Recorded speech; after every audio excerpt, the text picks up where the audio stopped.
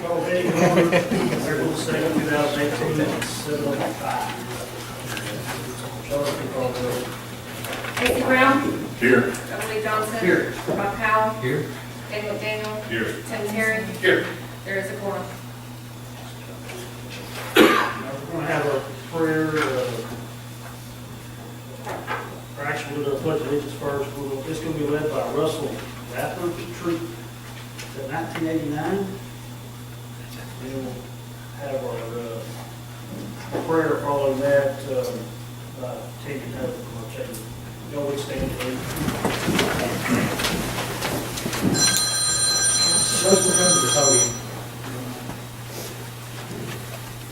Please join in the pledge of allegiance. I pledge allegiance to the flag of the United States of America and to the republic for which it stands, one nation, under God, indivisible, with liberty and justice for all.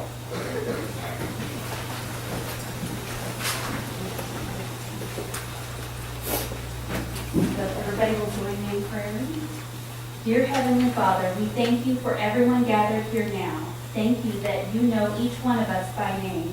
Lord, you have entrusted us as stewards of your creation. We seek you first in all we do together. We confess that we are nothing without you, Lord. We pray that this meeting is successful, productive, and blessed. Holy Spirit, guide us during our discussions, give wisdom concerning the issues that we face, and Lord, we give you the glory for what's accomplished. And it's in your name, Jesus, that we pray. Amen. Amen. See.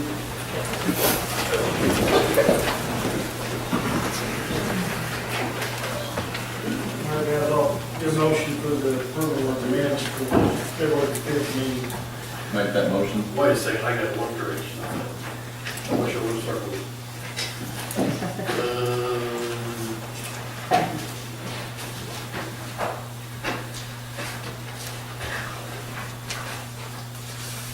There was something on there that it said next week instead of next month, we were talking about something. I think it was something I said. Sorry, Shirley. Besides that, I will deal with it. I'll second it until I find this correction. Good motion, second. Mr. Brown. Yes. Robert Johnson. Yes. Powell. Yes. McDaniel. Yes. Tim Terry. Yes. Jones. You just point out the mayor, and I'll check the records. For y'all don't know, the mayor's out sick tonight, so we're having to do this. I think Mayor's Miles is not going to be one. Don't believe we have any recognitions or acknowledgements, so we'll move into committee reports. Rose Boys Club, Kenny, second. Council. I want to come tonight, the next couple of months, you'll just get a report from me. I won't be here with start baseball and softball here in a couple of weeks. God willing, the rain lets up and dries out the field. We got a great year. Our girl numbers are skyrocketing. We actually turned another baseball field into a softball field to accommodate them, so everything is going really well. We are also talking with a new soccer program out of Charleston, where it's more 3-on-3, 4-on-4 with the other towns. So we're looking for one central location where they can run this league. So we're talking to them now about bringing everything over to Greenwood, and now we can give our kids a time to play during the spring and have enough kids. So we're really excited about that. We had some water lines that busted at the end of February, so bad that our plumber just kind of finished today. The bill's about $2,800. Literally busted the lines inside our concession in the walls. Our water bill, we didn't go down there during those months and check on them. We didn't have anything going down there. Our water bill was $1,900. James Fork cut it down to $1,100 for us. So they helped out a little bit. So that was a big hit on our budget, almost $4,000 that we didn't plan on. But it was really bad. We did the same thing to them that we do every year, and it just didn't prevent it this year. So that really hurt. We just finished with our older kids doing a survey, national, excited about that. It's the first time we ever participated in that. So we should be getting the results back. It's actually asking the kids questions about the club. So we'll get their honest response, what they like, what they don't like, what they like seeing. And so we're really excited about that. We had a United Way allocation meeting last month. Everything went great. They informed us they were about 12% short. So we're hoping for the best. Also, at December, our contract is time to renew. So I need some guidance from y'all on how do we go about this. What's the earliest we can start, get one signed to take over for next year, you know, as well as the increase y'all would probably want to give us. So, any advice on when we can start talking about this? Because we put that in our grants, our OJP grants, with the Boys and Girls Club as well as other, that we can show them how are we going to support these programs. Triple Play has a great grant, you know, and we have to show them where we support that and everything. What were the terms of the contract or the dates again? That it expires this December. So January, I guess, would be the first month. We wouldn't. It was 3 years. It used to be 5 years. When we renewed it, that's when I think the trash went year by year, and that's when we shrank it. And I think, Lance, you were doing that. You got 3 years is what y'all ended up deciding on. You know, we would, you know, prefer a longer term, you know, contract. You know, it helps us out, stress levels down, because, you know, without y'all, I'm telling you, it wouldn't be open. You know, you'd have 150 kids that you could take that money and give to us, or you can help Will and hire some officers, and, you know, because kids are gonna be out of town, no place to go. We need a lot of upgrades at that facility. Right now, we're holding on, we're just repairing stuff, old stuff, just repairing that stuff that needs to be replaced. You know, that place has been out there for a very long time, and things are just getting old. Tom, when do you think it'd be a good time for them to? Right now, the funding for that is from the county sales tax, and that's your. No, ours is not. Yeah, that's how the money is divvied to you, it's From coming us from to the you. county sales. It's from tax us to to the city. you. Oh, City divvies it out. Right now, if you look at your financials, you're seeing that county sales tax is running about 1% down from previous years. I'd like to see a little bit more of what that's gonna do, maybe in the next 2 to 3 months, so we can get a little more of a, kind of a projection on where that's going, before we start looking at how we want to, Better if you come in the middle to late part of the summer. like. I I'd don't know like if to that's see you- gonna- no, that's fine, that's fine. We just don't want to wait till November, December. Wow, You I'm know, starting our budget in September.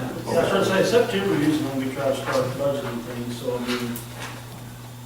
Right around do then, that, I mean. you know, So August, August, probably the first of July, August, August, somewhere in there. and we'll have a better idea of how this is going. If you come in August, maybe you'd beat the others, so we could kind of really have a more thorough thought process when dealing with it. I'll be here July 31st. It's not a meeting night. Jenny, I'd suggest any changes that your group might want to put in there, if you have to the contract, Yes. to the contract or whatever, you know, bring that to us and tell us what you're asking for, and then give us, you know, that'll give us plenty of time to work our way through it. Yes. Before the year. Okay. All right, well, hey, in the next couple of months, if y'all, yes, sir. I was just saying, that I'd like to, you know, if you could, you know, provide us the same financials you provide United Way. Yes, sir. We could look it over and everything.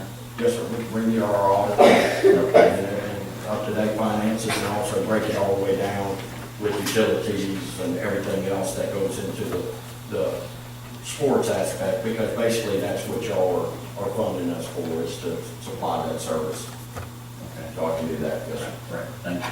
Okay. All right, thank y'all very much. Did you have us push on? Just to say that they are pre-distribution, so anything you do comes off of the distributed amount to the rest. Okay. Thanks, Steve. That's all. I want to clarify where in the council forum in the minutes, I had said, we're talking about to the Mr. Neighbors, the Parks Director, and I said something, and it may have been, I said it wrong, it said in the next week's council meeting, we would have something for us to look at as part of the rebid, so we should have been next month. So me and Charlotte got a bill whether I said next week or she did, just so everybody know where I found the error.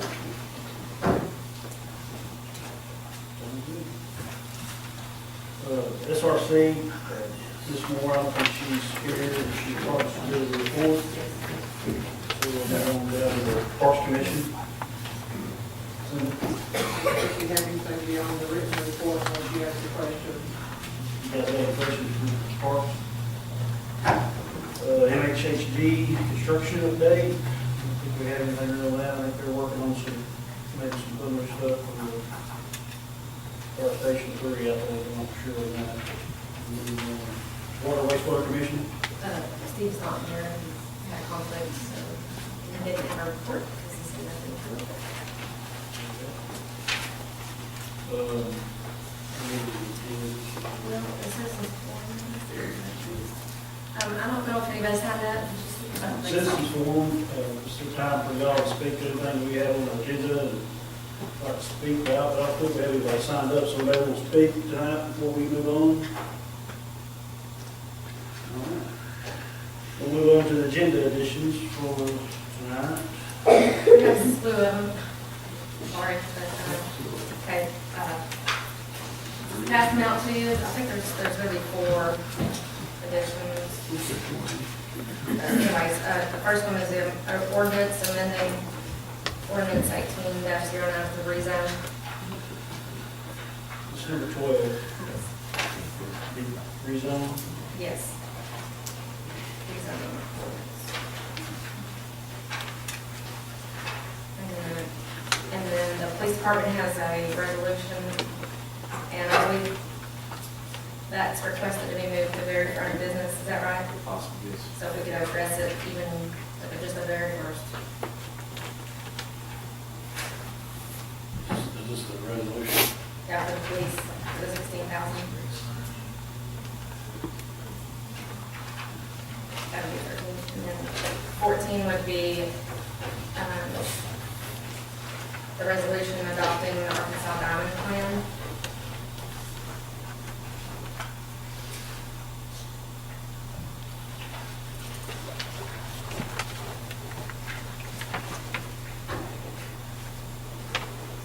And then 15 would be a request to destroy records. For power vote.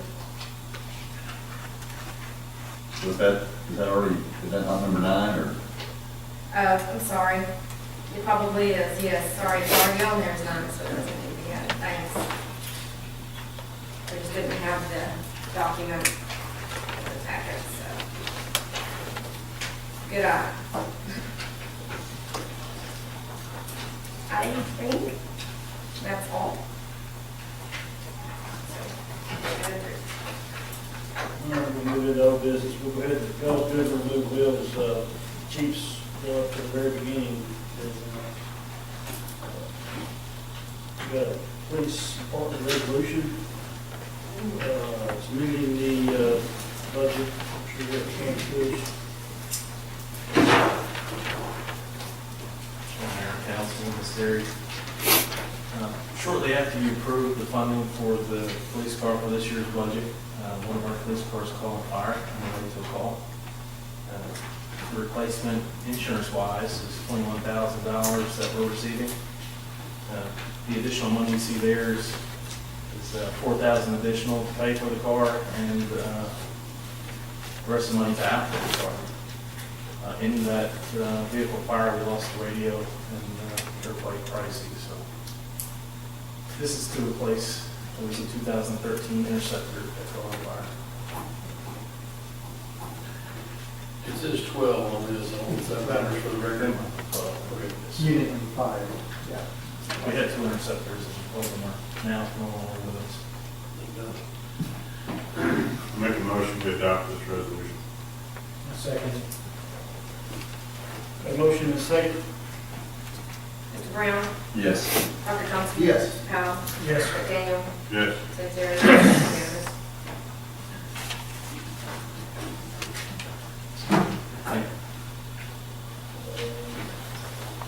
Moving back to our old business, personal finance. Is it normal to not get that much money back on an insurance bill? I never had anything like that. They used to do my book value, is that what they did? Well, yes, you're gonna get that, book value and also depreciation on our equipment, so. It's actually, Yeah, we got a lot more than you were expecting. we talked for a little while, I think Bear would get the most out of it, good. I would say, I mean, does that include, all the outfitting, Yes. of it too as well, depreciation and Yes, that and because the everything? Ford was down to, I believe, around $13,000. Where are police cars insured? Let's see. Oh, okay, so we've got an insurance agent in the room.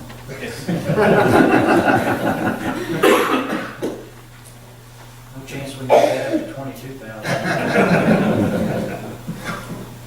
We did some work to get it from what the first number was, so. Okay.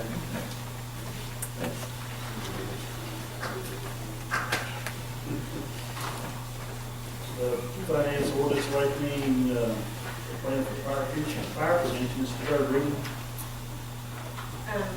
Bill, did you have a chance, We're ready to do that also. we'll check the police officers, just like it is, that was one of the questions that we had.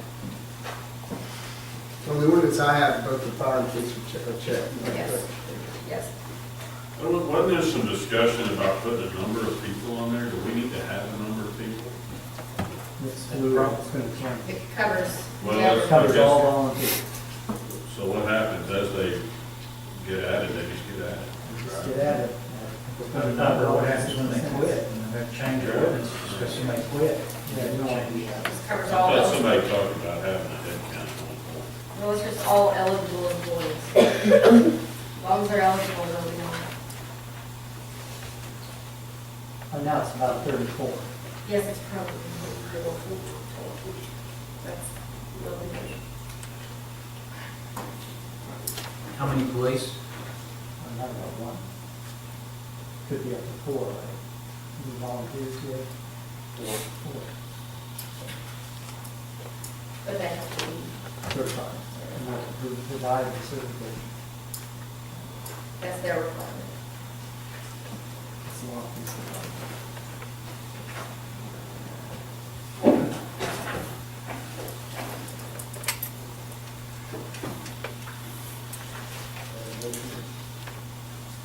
Yeah, and I might add that if this passes, I'll, going to, in the budget, we budgeted at a $10.60 increase because that's what we were led to believe by law firm was going to be the actual increase in that plan.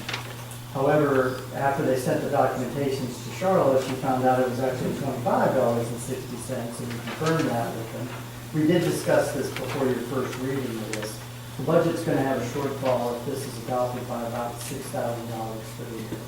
So we're going to have to do a budget amendment at some point, resolution at some point to authorize an increase of the $6,000 to cover the additional costs. And again, did they say why there's such a variance there? Well, the lady that quoted us over the phone, Mrs. Stewart, quoted the line above, which had the $10.60 in it, but that was for the current index amount. She wasn't reading what the actual contribution per month was. I see. And the letter that came to us has clearly spelled out. And they confirmed they gave us wrong information. What was, Tom, I'm sorry, what was the actual amount, 25 what? $25.60. Which gives you a budget shortfall of what? 6,000, but right now for a year annually, it's 5940. 5,940. And this is for the volunteer, fire, and reserve police. No, it's for everybody, I thought. No, it's just volunteers. Just volunteers, okay. Does it specify that in ordinance or does it need to? not say volunteer, not employee. Yeah, it says that. It just Eligible doesn't have the amount, because it does change. because they volunteer. The word volunteer anywhere, that's it, all eligible Eligible. employees. So only the volunteers would be eligible, presumably. So I guess there's the assumption, but is that correct? Only the volunteers are eligible for benefit program 4? Yeah, this is an enhanced retirement coverage for volunteer police and fire. And that's the only people that would be eligible. That's correct. So our ordinance does specify all eligible employees. This is their format, they provided this language. I would prefer that says all eligible volunteers.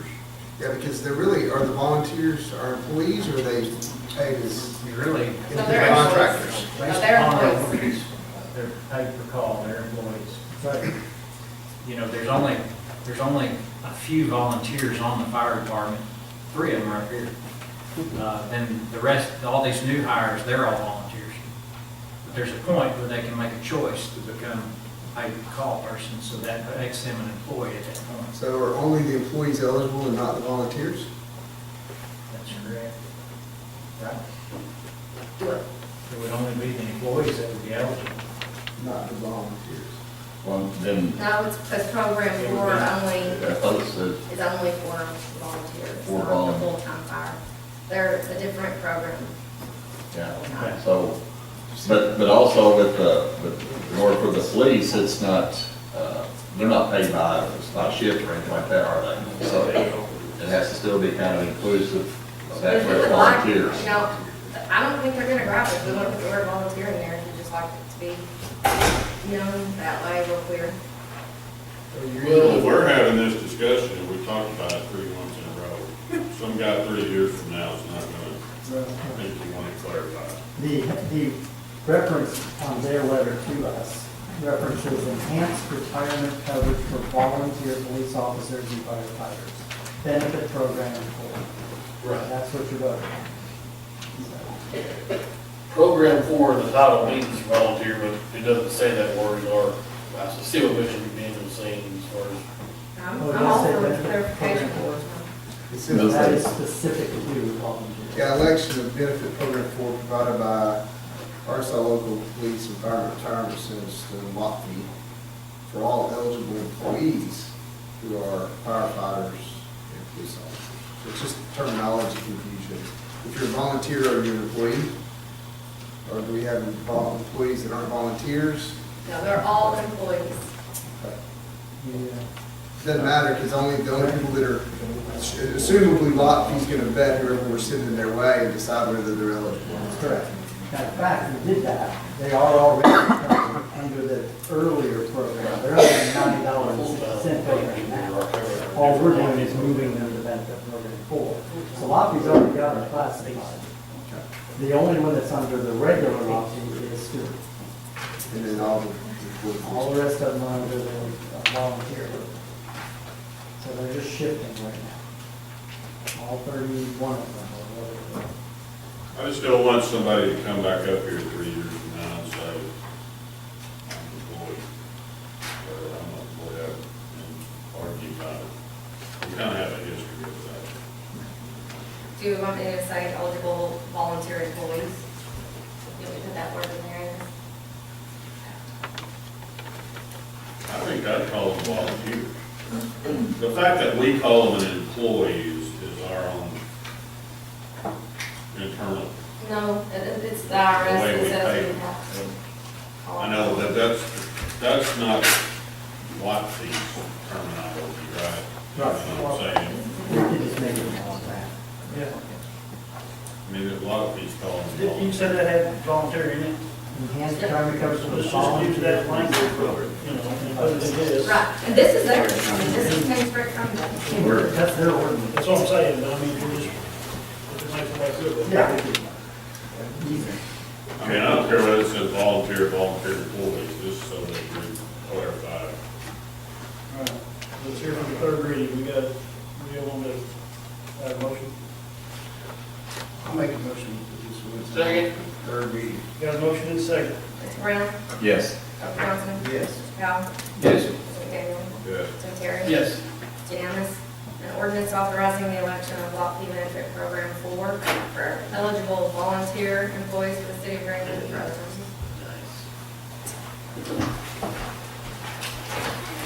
Second up on old business, we've got planning ordinance to regulate the parking of RVs in residential streets, first reading.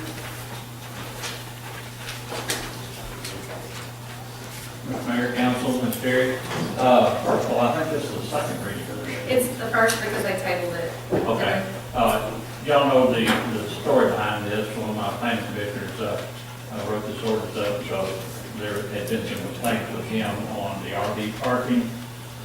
Presented to you last month. Didn't seem to be a whole lot of interest in it. I felt like it should have gone to, to the chiefs and the code enforcement. If you want to proceed ahead on with it, then that's fine. It's the second reading. You're going to table it again, whatever your pleasure is. Is this just about parking in the street, is that what it is? Basically, yes. Because it's kind of vague to me, honestly. And then we got that email, I don't know what that was talking about, people parking them at their house and that kind of thing.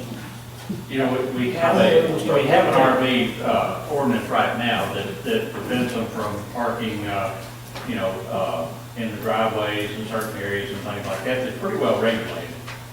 We've just had some areas out in Greenwood and some places like that, people parking in the street, flooding in, and somebody living there. And that's what started this. But again, I think it kind of went the wrong way. We've gone through the chief and then up here instead of through me up here. But I thought I presented to you last month about that. Well, I have one question under Article 10, where it talks about violations. It says, that last sentence says, parking citations may be appealed under, and there's a blank there. We needed to fill that in, or if that's open for discussion, or what that was. I would imagine it's open for discussion because, again, the violations would be covered through code enforcement and the police department. So, that would be up to their discretion.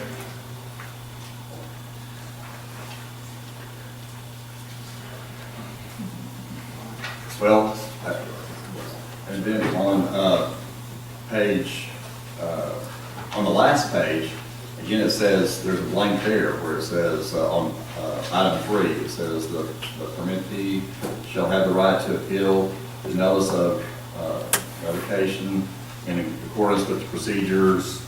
I think, is that attached herein or contained in this ordinance, or? The appeal process, I would imagine, is what the question is, whether it would come to the council for appeal through the council or through the courts. Well, and then again, I guess following on that, I should have went ahead and on that, because I wanted to bring that up too. It says appeal, except that the appeal shall be to the city manager, which I figured that should be struck out and be mayor. And it said with no right of review to the city council. So, in the original ordinance, if I remember it right, that somebody could come in and request to park an RV in case somebody relative came in for town, and they could request park a RV there for a certain amount of time. If they extended over that time, then they would come to the mayor and tell him, or ask him, could we extend this another 2 weeks or whatever. And so I guess that's what that's referring to. well, so I guess I guess what I was thinking on Article 10, the second to last page, I thought where it says parking citations may be appealed under, would you say under Article 11, Section 3? That's where it talks about the appeal. I don't know if that's following that right or not. That sounds correct. So I wonder if we could amend that to under Article 11, Section 3, or is that called item 3? I don't know. Did you say we already have an ordinance that addresses RV? We have an ordinance that addresses parking, in the front of their house and hooking them up, and if they park in the street, has to have permission with the mayor, different things like that. Like I said, Where is that ordinance at? do what? Where is that a specific RV ordinance? Or is it Yeah. Back sometime, when we had a little incident, I think it was up on Daisy Street, if I remember right, they were, we parked inside the house and had it hooked up. and- They were running sewer down into the pipe The clean there. out, and had hay around it, it was doing wintertime stuff, and we actually have an ordinance against all that, so I don't know. Yeah, that's why I was wondering, I hate to make new law if we don't need new law. If what we have just needs to be amended in some way to. And I don't disagree with you at all, like I said, I was, I told them that I would bring it to you and, Well, I make a suggestion, we table this and do a little research on our ordinance. Yeah, maybe. And come back. get the old ordinance. Yeah, and see what it says and how it matches with this, That sounds because we could easily mess up and contradict ourselves, you know, if we already have some of this. Need a motion. Make a motion to table this ordinance on RV. Second. 30 days or? Yeah. Got a motion to second. Mr. Brown? Yes. Dr. Johnson? Yes. Mr. Powell? Yes. Mr. McDaniel? Yes. And Terry? Yes. Yes.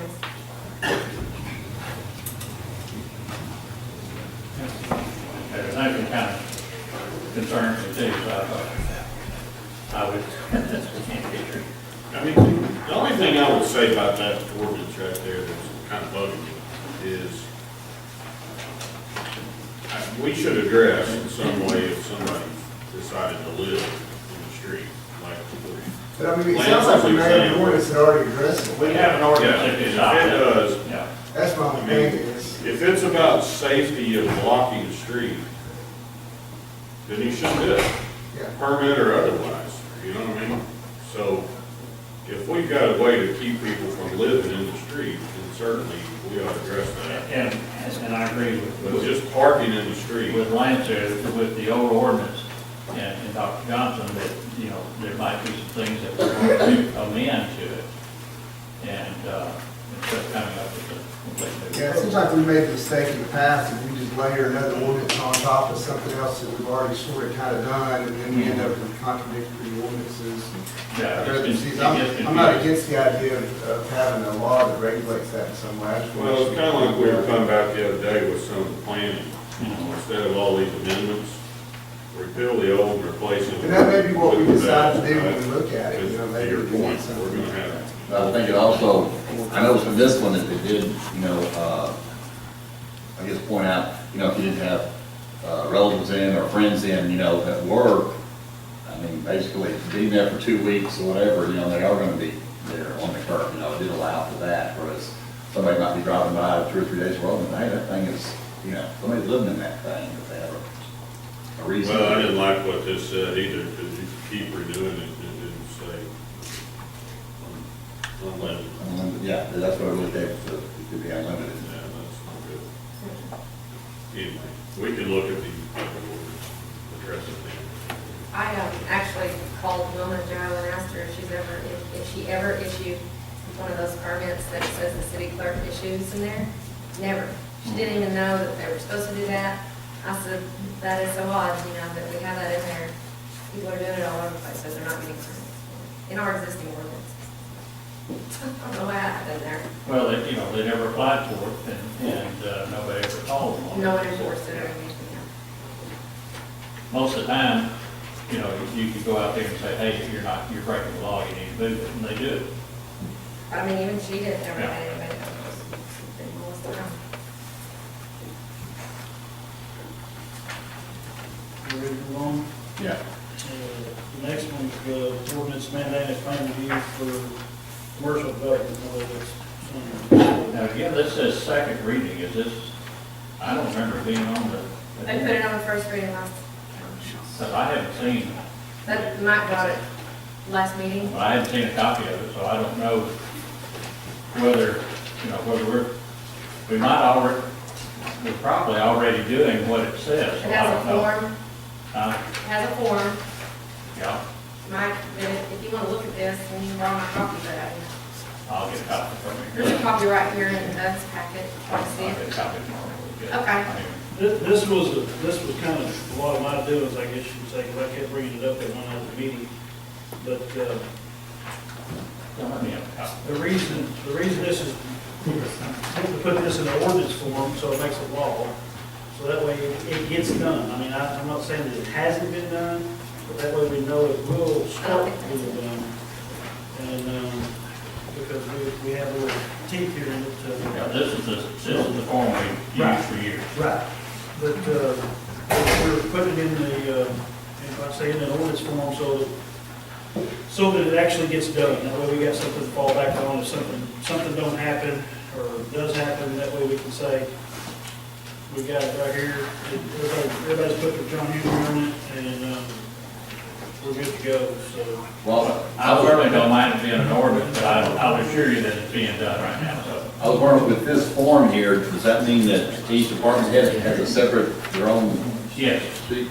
I'd like for it to be, really all on, A uniform deal for. on one sheet, so you can look at it and see who hasn't signed it yet, because sometimes you got 4 or 5 sheets each floating one around of the there. department heads have this, and they put on their approved as and all this, and then they sign it, and then that all goes into a folder with the, commercial project.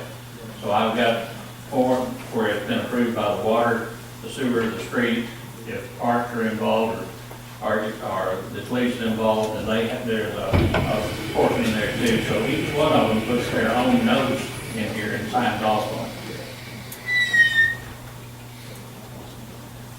Otherwise, I would have to get you a copy. Once you sign off on it, I'd have to get the next one to sign off on it. The same form goes through there until the last one signs on it, and then I would have a copy with everybody's signatures on it. This way I can hand out the copies, and they go back to the office with their plans, and they say, here's some of the things that I want to make sure happen. And they'll either approve it with no changes, or they'll approve it with notes below, and they'll sign off on it. And then once these things are completed to their satisfaction, then we're good to go. We'll meet, just like the other day, we met with the Casey's people. And Stuart had one of these that says, he was good with everything, except he wanted to know where the location of the knock box was and make sure it was a knock box. But when we left, talked to the contractor, he said that was what they were using, here's where it's going to be, so Stuart signed off on it. Well, and so I can see why you're saying that you need a separate one, so they have to write notes and stuff. But I still think I'd like to have a cover document, if nothing else, to show, the water department head and the sewer department head, or whatever, had checked off on it, so a person can just look at that. We have and a see form that. similar to that, that we do use, that when we're in a meeting, then everybody signs off on it, or checks off on it, basically. Well, could that form be attached here, so we can kind of look at that and see what it is? And they normally are. When we have a project, say like Casey's, I start a binder. From my first contact with them, any emails, I go completely through that thing, so that, they'll normally fill up a 2.5, 3-inch binder by the time we get to the point that they're digging in dirt. And so once any correspondence goes in there, and then that is filed, in our files, so that we can go in there and we can pull Casey's out. And we can say, on email on, March the 10th, 2018, here's where we discussed, certain matters on it. So that's available, forever.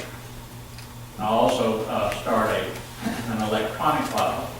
So at any time somebody sends me plans, I ask for a hard copy, and I also ask for an electronic copy. So in my files, in my computer, I have Casey's. And then I have all the plans that have been sent to me, all the emails, so I kind of double on there. I've got the hard copies, and then I've got what has been sent to me electronically. So I've got a real folder, and I got electronic folder working for it. One benefit I could really see about Casey's, but it just, everybody's just getting it regardless. Yeah. If you're having, there's no, that department head can't say, well, I didn't get it, but yeah, you did it because I handed it to you, or however you want to do it. Like I say, my thought process behind it was just to make sure, because I know there's been plenty of times we've had conversations that were that were, well, this didn't get, I didn't know nothing about it, or this, that, just, it's neither here nor there, it's from or whatever, it's just a good way to put it in law, that, we know it's getting done, and that way, if something does go south, it protects us, plus it protects the businessman, and he's like, well, I didn't know I was supposed to do that. Well, yeah, you did, everybody signed off on it. And like I said, I certainly don't mind, we're doing it already, and so, it would just put a teeth in it, and so I'm good with it. I'll make a motion to put it on to the second reading. Title only. Got a motion and second. Mr. Brown? Yes. Dr. Johnson? Yes. Mr. Powell? Yes. Mr. McDaniel? Yes. And Terry? Yes. Unanimous. An ordinance mandating a plan review process for all departments before commercial development permit is issued and for other purposes. And would it be, also would include that attachment B, show the cover sheet where all of them were on there in front of you? I need to amend it, or can we just add that? Well, we kind of talked about it, and I thought, Tony said that wouldn't be a problem, but I don't know if it needs to amend that or not. Let's just expect that for the third. Agreed. Okay, well, Mike is the one that gave this to me, I don't have the version, so Okay. you'll make that change and then forward it on to me. And then also in section 1, it has a typo that it should say SITE for site instead of SITE.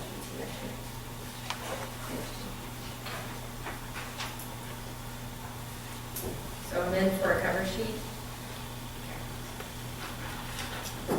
Number 4 on old business, the fires, I think I could probably speak on this.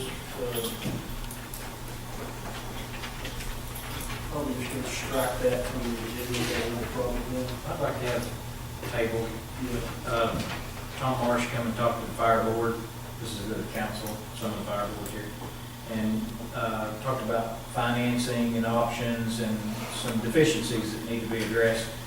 There was really no resolution in the fire board, it was more of an informative discussion. Fire board's going to have a meeting, and fire board will have a vote on a long-term plan, and that may or may not have bearing on this, whether it's free services or not. So, if y'all don't mind, we'll just table it and let the fire What's on the board. fire board? All the officers. Names. I'm just curious. Chief Warden, Assistant Chief. What's that? Sir. The way it's set up, Daniel, it's set up, you got all the chief positions, you got the captains and the lieutenants, all the ranking positions on the fire board. And so, other than us three, it'd be Randy Carter, Martin Young, and Mike McAllister, Bob Dodd. Bob Dodd. I think that's all of them. Just curious. Well, this was proposed to 8, so 8 people vote. 9. Yeah, 9. 9 vote. We'll ask the board to have a vote and to come up with a long-term plan and address some of the issues that Tom Marsh has brought forward. And we'll bring it back forward. So I ask that make it happen. Second. Got a motion and second to the title. 2 seconds. Casey. Mr. Brown? Yes. Dr. Johnson? Yes. Mr. Powell? Yes. Mr. McDaniel? Yes. And Terry? Yes. Number 5 under old business will be, some vote. Yes, I sent the email to you that I was waiting on from Lenny Richmond. We have a copy of it. His opinion in much more detail about the subject. And I suppose it would be just your decision if you want all of the meetings to have a statement down at the bottom of the meeting agendas that say that there's not a quorum present. The meeting still will continue with no voting. But that request comes from Robert McKinney, not myself. I like in situations having that statement at the bottom, especially if there are people that come, we want to provide a specific conversation. You want it to say may continue, not necessarily will. I'd like for it to say may. Leave it up to each commission or the council. You know, if you had a bonding attorney show up in Little Rock, I agree. you know, I think. I don't feel like you're gonna get sued for Right. freedom of information, you're acting out in the open, So May would be better, I mean, where you could, just go ahead and dismiss the meeting, or you could say, we don't have quorum, but we have these people here to speak on a specific topic, they've driven a long way, let's go ahead and have the meeting. Okay, so I have a question if you do it like that. Is that okay, guys? That would be the protocol, would be to go ahead and call roll, announce that there's no quorum, announce that you're gonna have the meeting. Am I supposed to do minutes on that? Whole meeting and stuff? Well, what would you normally do? Would you normally do? Yeah, but I mean, you're really. It's a meeting. The way I'm reading this guy's stuff is whether you call it regular or special, or you're having meetings, so we ought to have minutes, so that, or at least it ought to be, do you do recorded? Yeah, but the real purpose of the minutes is to record motions and votes. So no, as long as you're having some way of documenting what's going on in the meeting, we're recording it.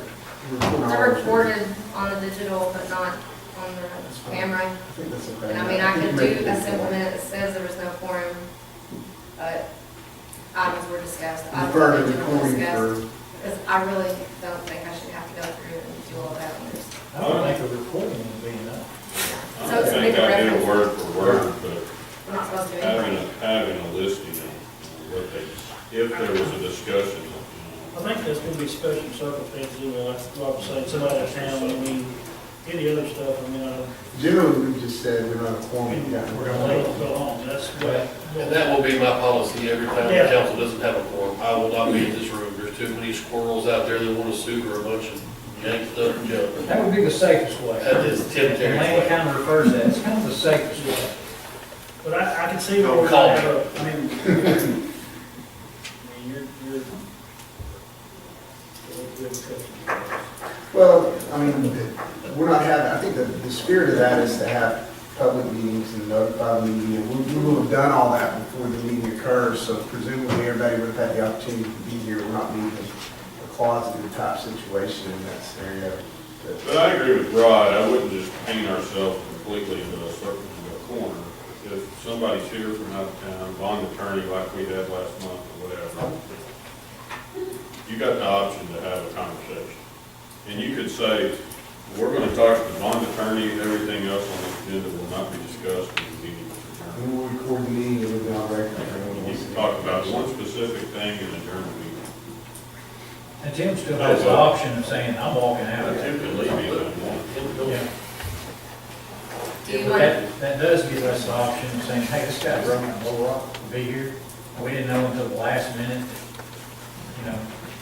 Dr. Johnson got held up by a Because train. if you say we will adjourn the meeting, there will be no discussion, and if somebody has a discussion, then now you've opened it. Hey, So, guys, Mike's got this one. So I already weighed in on the issue, my opinion is the same as Randy's and Tim. I think you're asking for trouble, but I can understand what you guys are saying as well, but I'm just, have any I've of been your around councils? 30 years, and I've seen lots of stuff that went haywire, and you just, I think you're just asking for. I'll shake the boy's hand from Little Rock as I walk out the door. If we could, take that in advisement, but still put that on the bottom, and I think 90% of the time, we'll just say, there's no more than walking out.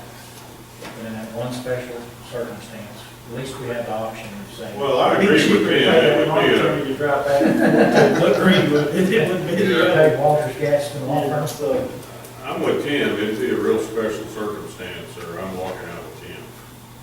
And honestly, the meeting is not gonna actually change to a special meeting or a study session, because you can't do that without 2 hours prior notice to FOIA. So That's what we're in the gonna verbiage that if y'all vote for me to do that, you'll just say the meeting will continue without a quorum.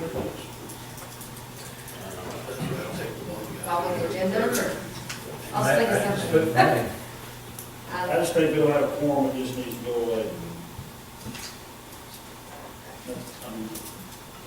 Now, the planning and the Maryland Valley guys, they do what they want. I don't care. I care less. Well, I think this affects them. Yeah, his request was it be for all, It's and not because just of one. them that. Although we get the lawsuit if they were sued, so I'm sure. You're right. I say that across the board, if we got a quorum, we go home. I think, and some of I agree with what Lance said, she would pay, felt a little like his gas money to come here and Because ask. all it takes is the one wrong thing. I mean, Well, it's one thing, I agree, I'm swayed, because it's one thing to say for us here in this room, but if we're making this policy blanket for any meetings, commissions that are meeting across the city government, that we're gonna be responsible for it, even if we're not there individually, probably the right thing to do is to say.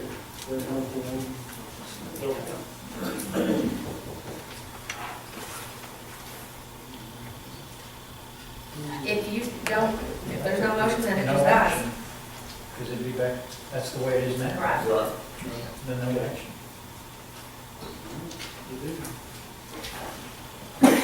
All right, we'll move to new business.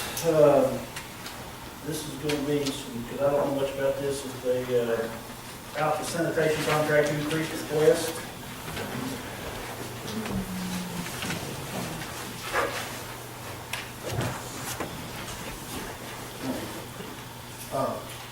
As of 1st February this year, the landfill passed a 15% across the board increase, and I hate coming to the board to ask for more money, but that's a substantial increase, around $4.50 roughly, and here in Greenwood, we haul 1,350 tons of trash a month, full weight. There's 3,048 residences, that's about 0.44 tons monthly household average. And the increase, of course, like I said, was $4.50 a ton. At 0.44 tons per household, that's $1.98 roughly per household per month, and we're asking, of course, we've looked at all kinds of options to keep the costs down and what the options try to provide the best service we can for lowest cost, but we're asking for $1.40 increase to offset some of that cost. Do you have a proposal here that you present to us? I don't see it in my packet anywhere. I haven't seen it. I'd like to have a breakdown like you were just saying, and be able to kind of review that myself. Tim, do you have a contract, copy of the current contract? I can get one. Everybody need one? Because I believe I looked at that, but the mayor requested that this be put on the agenda, but I didn't get any documentation in your packet. And at the time, I confirmed with him that, I believe the contract states, the current contract just states that the rate is what it is, right? There's no provision, in other words, for an increase or No, that's change. the point I want to make. I mean, we just passed this contract, what, first of the year? I think it'd be really reckless for us to go in and change the rate on a three-year term. For us to go in and do that, you're setting a precedent that contracts don't count. I mean, I just think that's a really dangerous thing for us to get into. The only thing on the contract that was mentioned about most contracts, most of these sanitation contracts allow for increases in situations like this. You have a big increase that happens, but there's just a clause, kind of a force majeure, I guess it was, that said that any emergency situations that might arise would allow to increase the cost or the rate a little bit. I don't think that would apply in this case, but, I mean, there's a provision in the contract for 30-day termination by either party. We can terminate the contract and rebid it. I mean, that's the risk you're willing to run in that case, but. Well, this was an unforeseen event, I mean, Sure, I mean, I understand, but, if we do that, it just looks bad. I mean, it looks really bad for us to sign a 3-year contract and your competitors who didn't win that bid. well, we still be under the national. They can make something out of that. Personally, I don't think that's very wise. I wouldn't know, I'm not here, but I have visited with Doug on the issue, and I think he has more insight than I have, or anybody else here has, something news and Carl. that, if you would want to wait until he's here to, because he had the same concern as AC. There's no real breakdown as to how they calculated that figure. And, also agree with Daniel, that I don't know if it's a good precedent to do that. I represent the city of Hackett, and the city of Hackett opted not to approve the increase last month for the same reason, so. I mean, if everybody's Do what you on, want to do, you know. if you want more insight from Doug, I think he has more insight than I can provide you, but I have more at least about it. I didn't get your name, by the way. I didn't get your- Bobby, yeah. Bobby? Yes.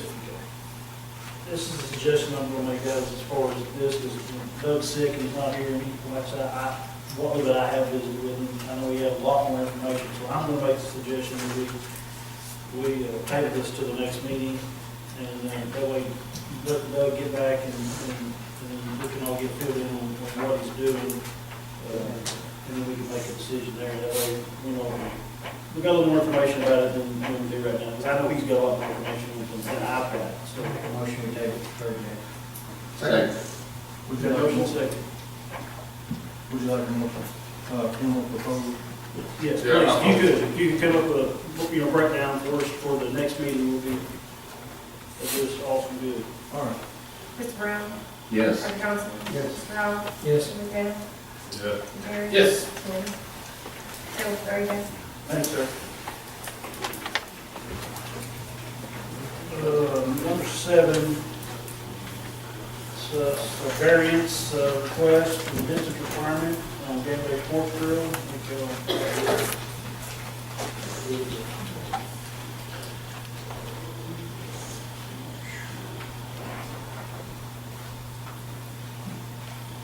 Was our new form filled out, the process while we're on this, or is this all we have? It's going to be a variance request, and actually ordinance, a variance request, just to let you know if we can get past 1,000 feet, not actually physical ordinance.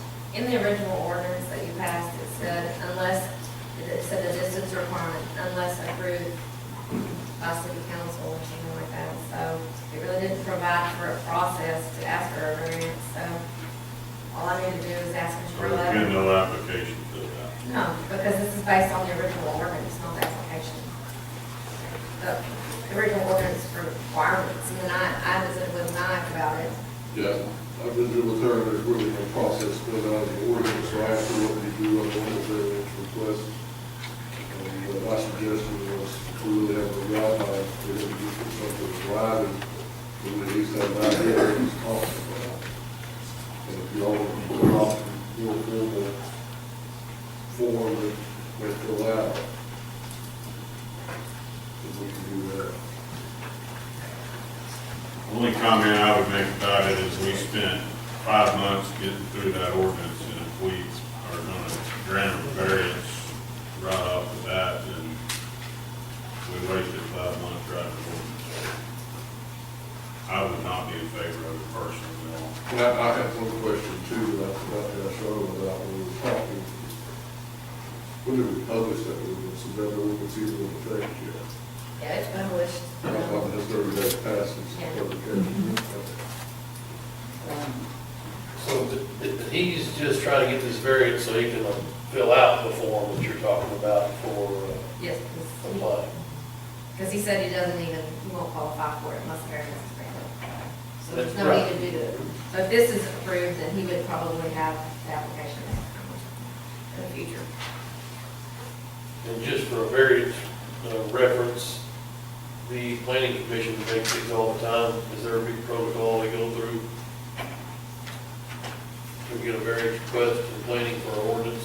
I asked Mike, I said, does it go through the planning commission or what? Because that's the only variances I can do. Well, this doesn't. We specifically made this ordinance just be a council at our, Right, that's what I understood.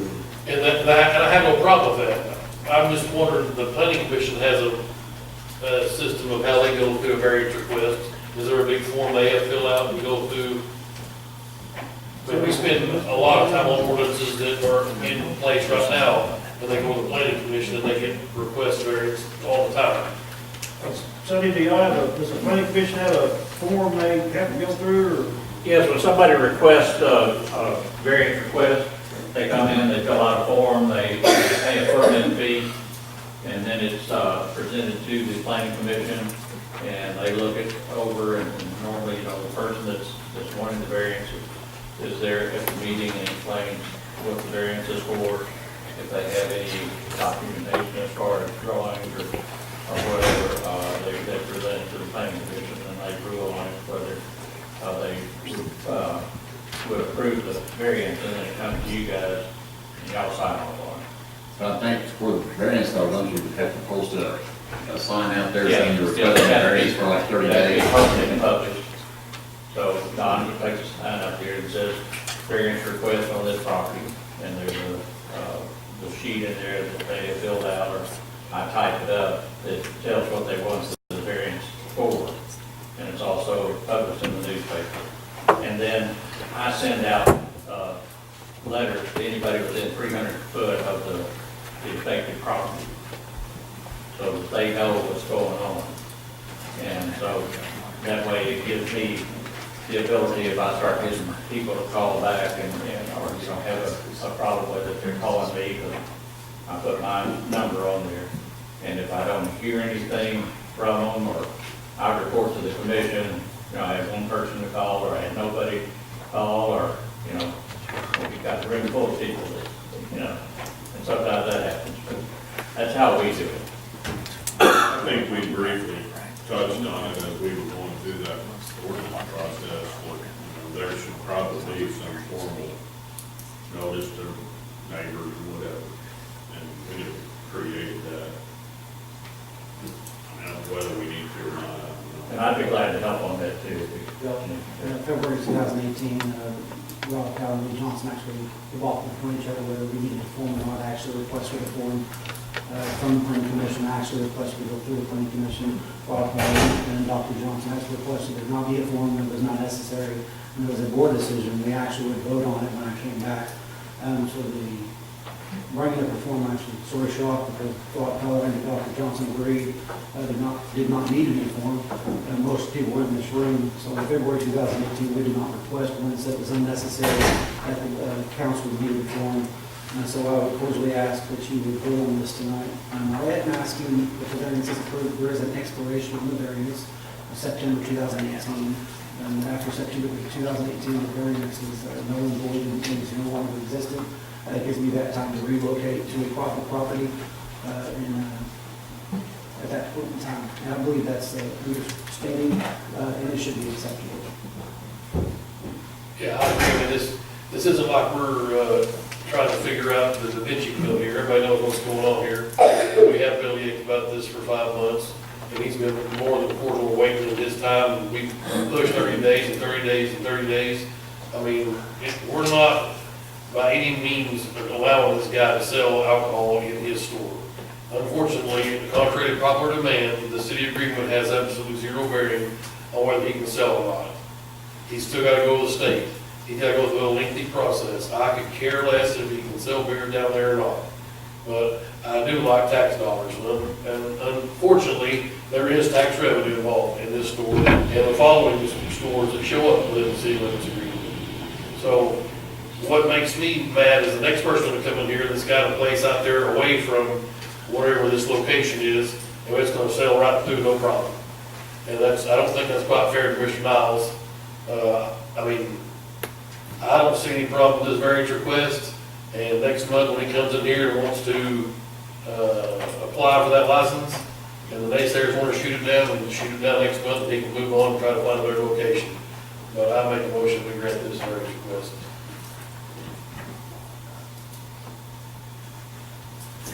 Well, I kind of like the formal aspect of it. I mean, we're kind of learning as we go in this process, because it was kind of dumped in our laps in Not really. August. We're really learning as we go.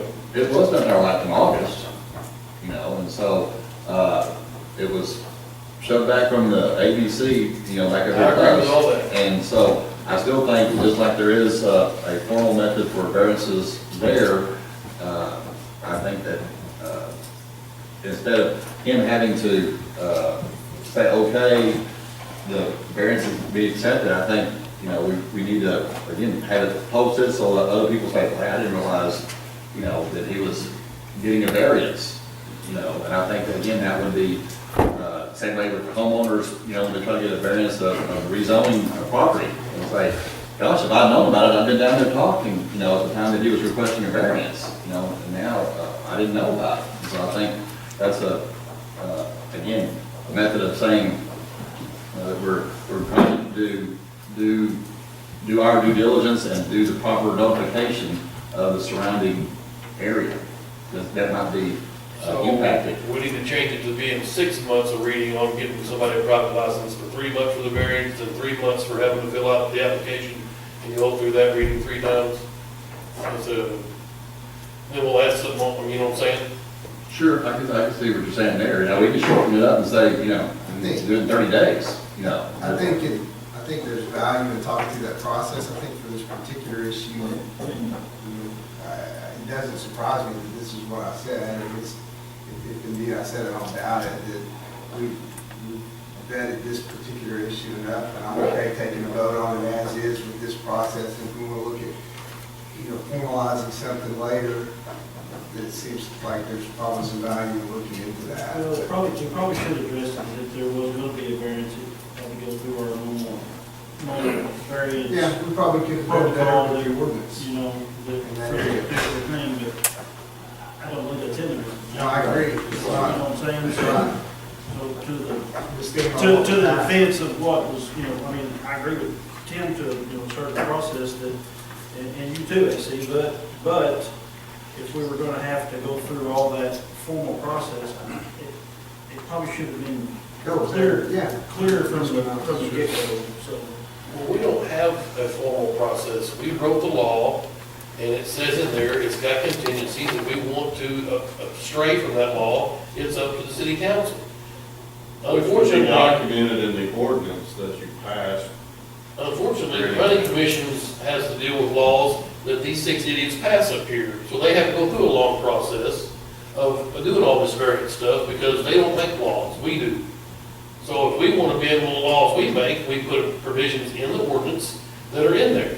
And it specifically says if 1,000 foot, if we say that it can be less than 1,000 foot, then people go through and say, I want to be less than 1,000 foot. Okay, we said you could if we wanted you to. So we say, I'll make a motion we pass the variance to allow him to be inside 1,000 feet from the school, youth, church activity association, daycare, assisted living, and then we vote on it. That's how it's supposed to work. We don't need a bunch of red tape politics. We've already got enough of that. We're gonna get enough of that if this variance request passed. The next 3 months, you gotta come up here and read when you're trying to apply for this license. So we can cut out about 2 or 3 months of bickering and whining, get the show started, let the man come in next month and apply for his private club license, and then when it gets shot down, for some weird reason, I still have no idea why, then he can start working on a new location and get his process going for the next 6 or 7 months, and we're gonna take a bunch of red tape. And I don't mind the process, the rules and regulations, and I believe that's. We're abiding by it. And I believe that we are. Guys, if that place loses money, it's a tax write-off for me, so no harm, no foul. But currently lost $372,000 in the past 5 months over this. I've had to lay off 6 employees because nobody can make it for mine. Unfortunately, we made up the mind in February 2018, but here we're in April, and you still can't make it your mind, but you made it up in February 2018. So how does 6 people's families have to suffer because you can't make up your mind? Don't blame the failure of your restaurant on this board. Mr. McDaniel. I'm not gonna buy that. It's, Mr. McDaniel, it's not failure, and I'm not trying to be rude, sir. Yes, sir. So Guys, there's a motion on the floor, we don't have a second. I got a motion from Tim over here to do variance. I'd like 3 more minutes, please. Josh, It's very important. My business isn't failing. hey, no, okay, we got a motion on the bill. Do I have a second? What I'm gonna say this is if we're gonna do this, I mean, Tim's 100% right, but the thing about it is, if we're gonna go more formal with this deal, we're gonna have to go back and approach that and then what we've done. We can't, I mean, he's on the front end of this deal, and can't use him for a scapegoat, lack of better words. You you know, so. I think Tim is right. I think the ordinance that we have in place is good. The application process is good. You can apply, you can request at time of application for whatever. There's a sample ordinance that's part of that application process. That ordinance can be written up, as Tim just said. We're granting you this ordinance with these exceptions or these stipulations. I mean, we can make that ordinance say whatever we want that ordinance to say at the time you draw that up. Each applicant is passed by an ordinance. And that document is where you would list any specific exemptions, whatever you want to put in. We didn't do that, it says in that deal plainly that we will, as a council, will grant the variance. So right now, we've got a motion on the table Well, you can still do that with that process. to either give him the variance or not, so.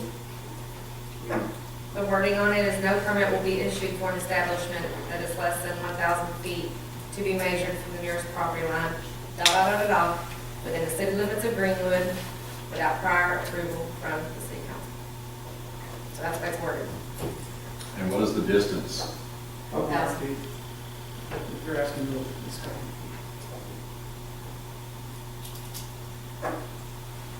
I voted against 1,000 feet, just whatever. Well, right now we have a motion, but no second, so that motion would die. I would ask the council to say. Well, he's second passing the ordinance, and you could just call for, you could, as the acting mayor, just call for the vote on the issue. You could just all individually vote on whether people agree with this or not, as opposed to a motion. The motion right now is to pass the ordinance. I think you need a motion to deny it and second, then you vote. Yeah, we can just call for it. If there's no second, you know. Just The pass motion it was like to that. grant the request, and there's no second. All we're doing is granting the request for the variance, we're not giving him the variance, we're just request for the variance. Right.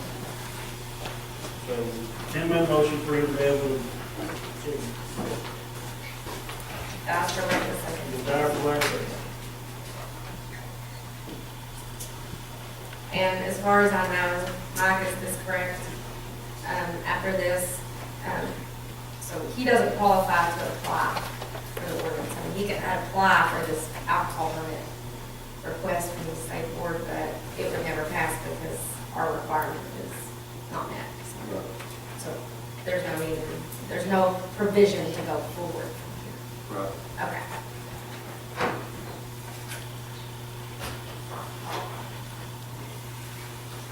Josh is nice for lack of second.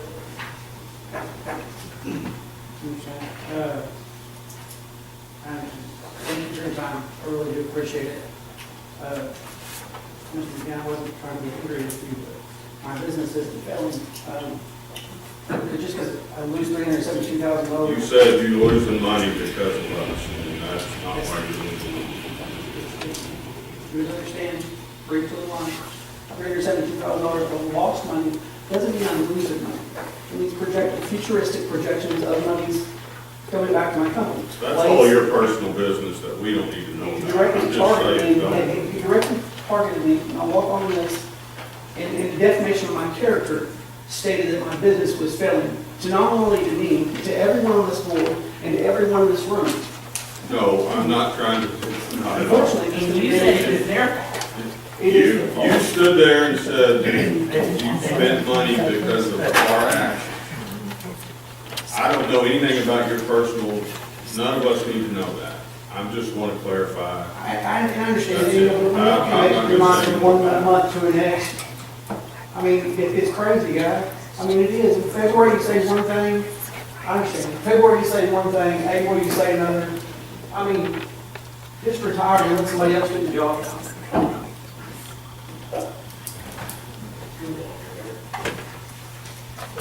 New business, number 8, 2015 legislative audit. I think y'all probably got that, but I don't have it, so, I bet Tom does.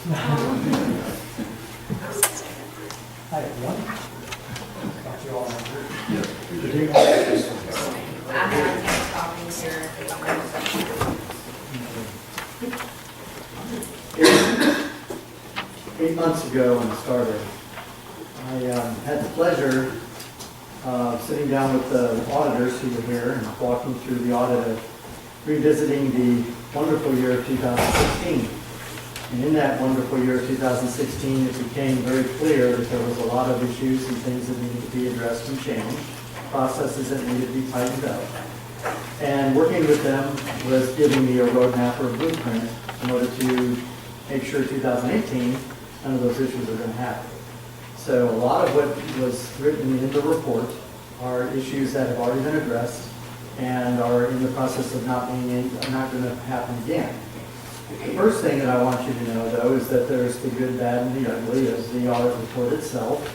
One of the things that you'll see is that there's an unqualified, or an unmodified rather, opinion on a regulatory basis of accounting. And that basically says that we are governed by the Arkansas rules and regulations for reporting and fiscal reporting and how we do our books.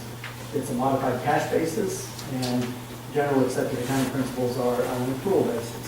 So what they do is they come in and they make adjustments to our books in order to bring it back to the general accepted accounting, where they book depreciation on cash items, things that we don't put on our books for the general fund. So they usually will tell you that they're not giving an opinion. They actually gave an adverse opinion on the general accepted accounting principles at standard. And they basically explained why. It's because they said that in their opinion, our financials referred to present fairly in all material respects the regulatory basis financial position of the general fund, street fund, and other funds of the aggregate of the city of Greenwood, which is which you want. That's the best opinion that they could give you. So our numbers are good, and our numbers are accurate to the best of what was reported in 2016. And it doesn't say that, they also look at our internal controls, and it doesn't say that we didn't have any issues with internal controls, and there's some things that we need to tighten down. Some of which were spelled out in the actual letter to the Legislative Joint Audit Committee letter that says that Arkansas Code requires city management to maintain financial records free from the potential of material errors and omissions.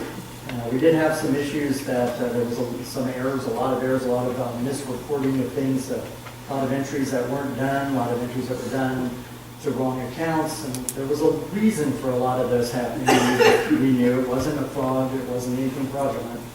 What was happening is you guys were changing your systems. You were moving from one platform to another, and in the meantime, there was a little bit of a learning curve there, and entries were missed, entries were done differently in the Centerpoint system than was done in the previous system that you had. And then you consolidated and collapsed a lot of your funds down. So these were things that weren't not, let's say, unforeseen. These were things that we were going to probably crop up. We're taking steps right now to make sure that none of that happens in the future. Accounts are reconciled, balance sheets being cleaned up. Some of the things, though, that I wanted to point out was on page 4. They do mention that the audit procedures indicated that the Office of City Treasurer, District Court Clerk, and the Police Chief was in substantial compliance. There was no issues on anything that involved their aspect of their role in the audit itself. They did have some issues with the mayor's office and with the mayor and finance director, which are pretty much all cleared up right now. But it was issues that there were reportable findings and required a response. You should all have a copy of our response back to the state. Some of the things that they talked about was the general fund expenditures exceeded budget appropriations by about $158,000. You know, you're held to that budget. So the budget standard is things are supposed to be brought to your attention. I can guarantee you every day, the first thing I do is I look at the consolidated city funds, the city financials, and I look at everything that happened from the previous day, revenue and expense wise, and I can see every line item budget difference and variance and talk it over with the directors. So they know what's coming down the pipe, and by the end of the year, before we close the books, all those budget issues are going to be resolved through this council. So I watch that every day, and we make corrections every day, so that we don't let an error compound itself over and over. So that issue is not going to be an issue going forward in 2018. 2017 is still up in the air because we're I'm in the process of doing their adjusting journal entries. Speaking of which, I received them. There was $12 million of adjusting journal entries that were proposed, and actually I have to be looking at booking. Several of them are presentation entries. Now that's not, don't gasp, because the $12 million, a lot of that is just to change it from our modified cash basis to the accrual basis to meet generally accepted accounting standards. It's just a format to put it on the books for it to meet the criteria for generally accepted accounting principle. Is the whole city been working off the cash basis? That's how we operate, To this on a point. modified cash basis. And we're gonna change to an accrual? No. No, the legislative audit comes in, and the job is to convert it over to us, to that, for their purposes, for the financial presentation purposes. So a lot of the entries of the 12 million on our adjusting journal entries say presentation. It's not an entry that we have to deal with, we don't even have to book those. The entries that we do have to book are the ones that there were errors, or there were some miscodings, or things that needed to be adjusted that should have been caught in the day-to-day operations.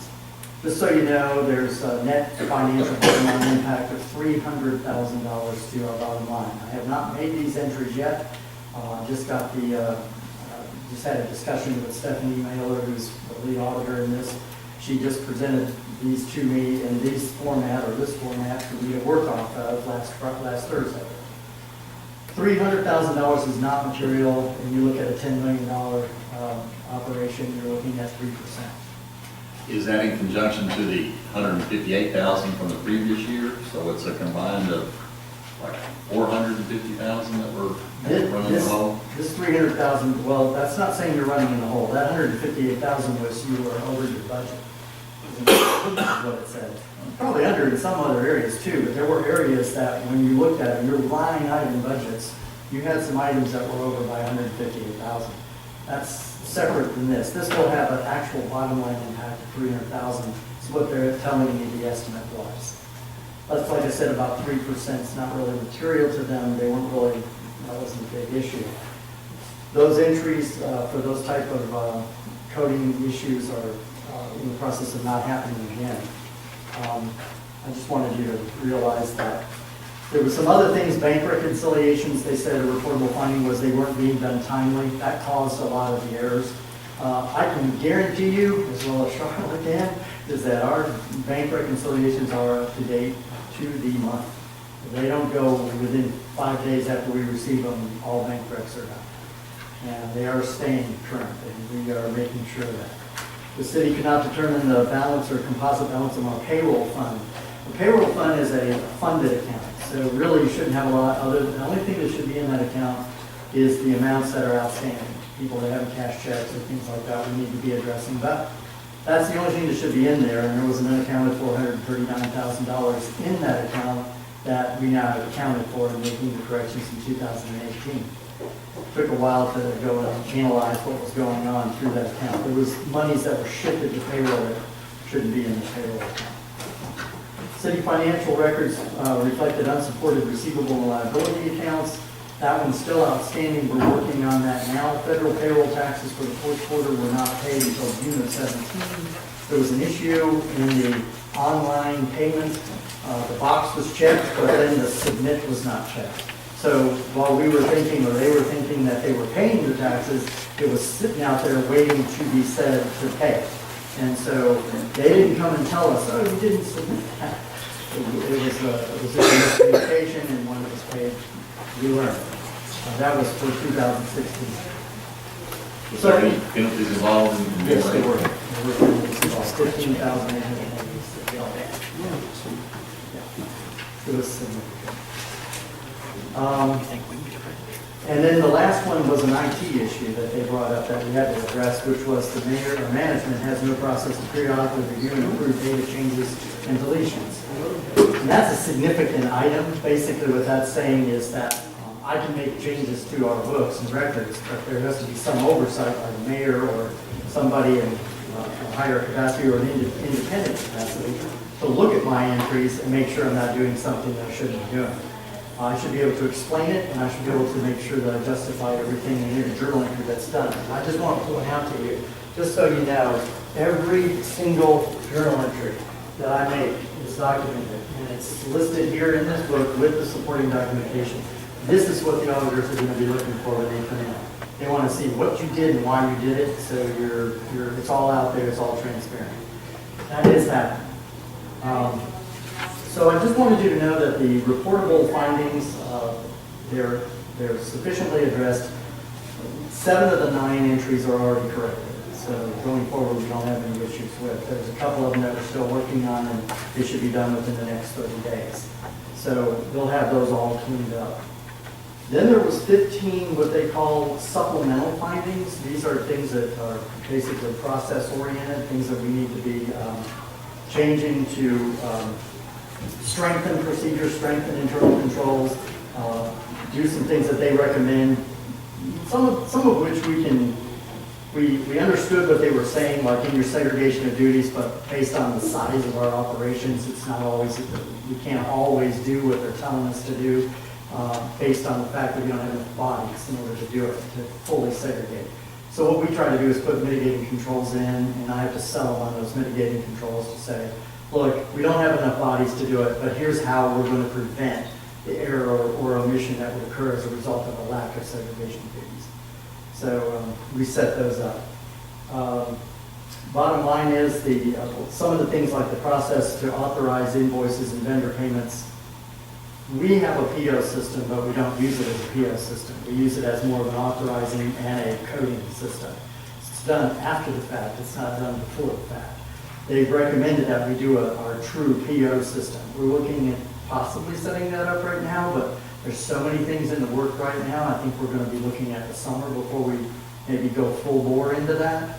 As long as we set up a system that shows that the invoices and the purchases are authorized and known, and that they're not coming after the fact and then, oh, okay, I'll sign it this time, we should be good. But these are the things that help us think through processes, these supplemental findings.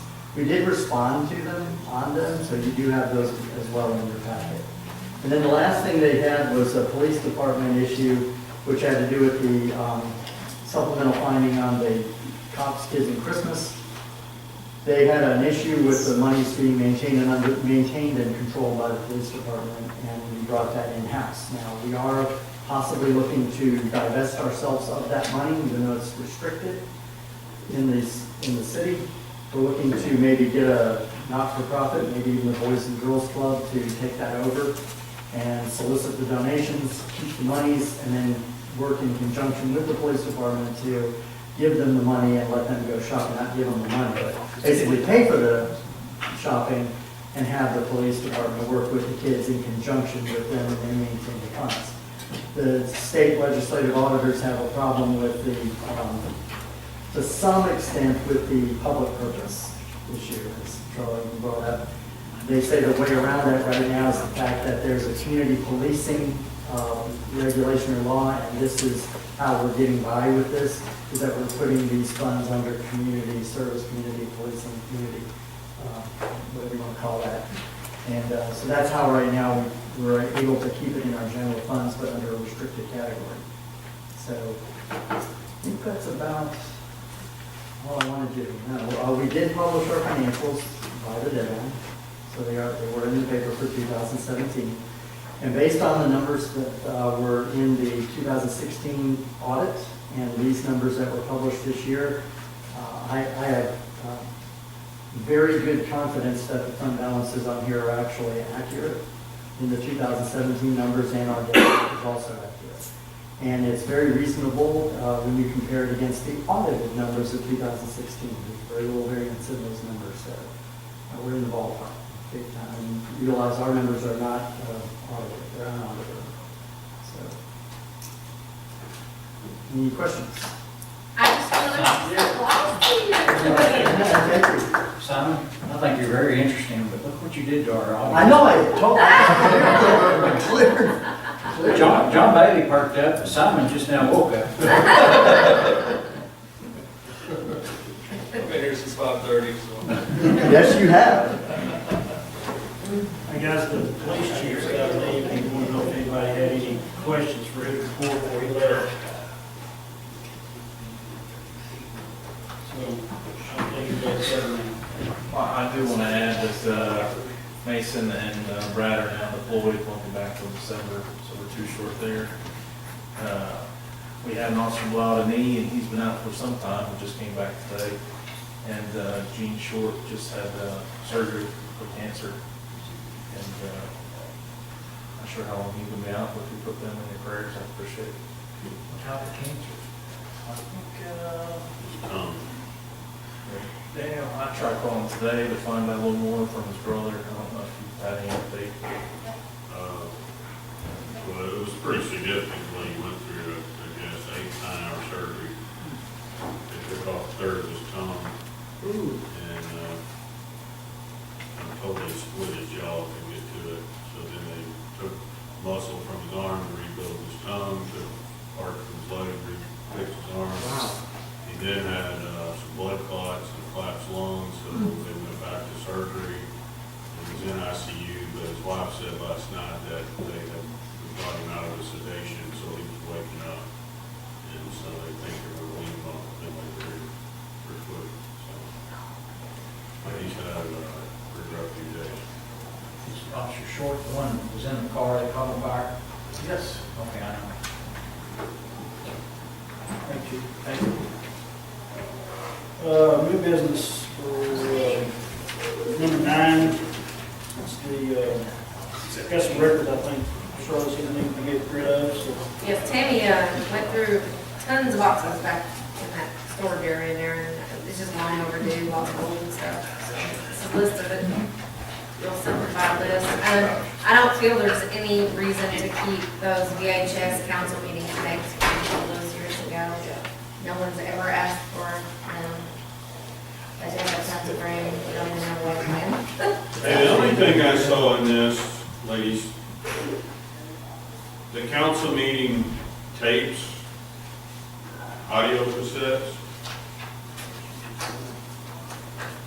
I mean, that's history.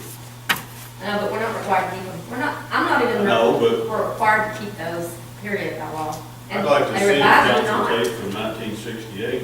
I mean, your grandkids may want to see that one of these days. We don't have a way to how to play those VHS tapes. Well, I know, but, you know, you can figure it out. What I'm saying Are is you a that's. reporter? No, there's one this thing from 1968 about the tornado right now. Justin spent months But going we don't around have digging those. for tapes. We don't have those old tapes. You say you got the tapes. Not from 1968 That's either. what Well, I'm that's saying. what I'm saying to you. If you throw them away, nobody's gonna have them, they're gone. It's That's historical. That's value. what it's historical value. So maybe we should adopt That's why we some have way to- of having a historian and maintain those records separate from our records. That's your. That's why we have Can't we give minutes. them to the Historic Society? Like they're really gonna want the. We can, I just don't, I wouldn't destroy them, Can in you, my opinion. how costly is it to get them, transcribed to a digital format? I don't know. It's a lot. It's like $25 a tape or more Yeah. for them to do that down at Walgreens. I don't remember how much. But We actually, I get what Daniel's saying, I'd like to have the May of '68 council meeting minutes and hear what they had to say, you know what I'm saying? we do have those. We I have mean- minutes, I'd have to have tape like. Video, that audio. but we aren't required to I keep mean, tapes. Tim's grandkids, one of these days, are gonna want to see him up there. They're going to Carolyn. Yeah. I got plenty of football games to listen to. By then, they'll be having carriages from their house. Instead of home having. to- Those tapes. I mean, once you destroy them, they're gone, is all I'm telling you.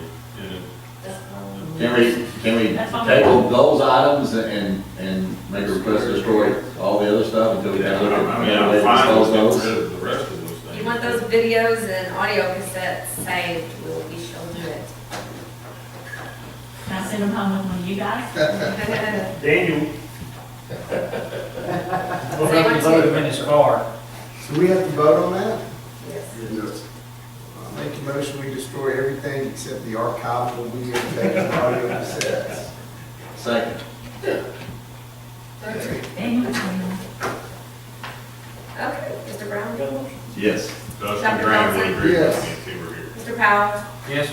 Mr. Daniel? Yes. Mr. Terry? Yes. Unanimous.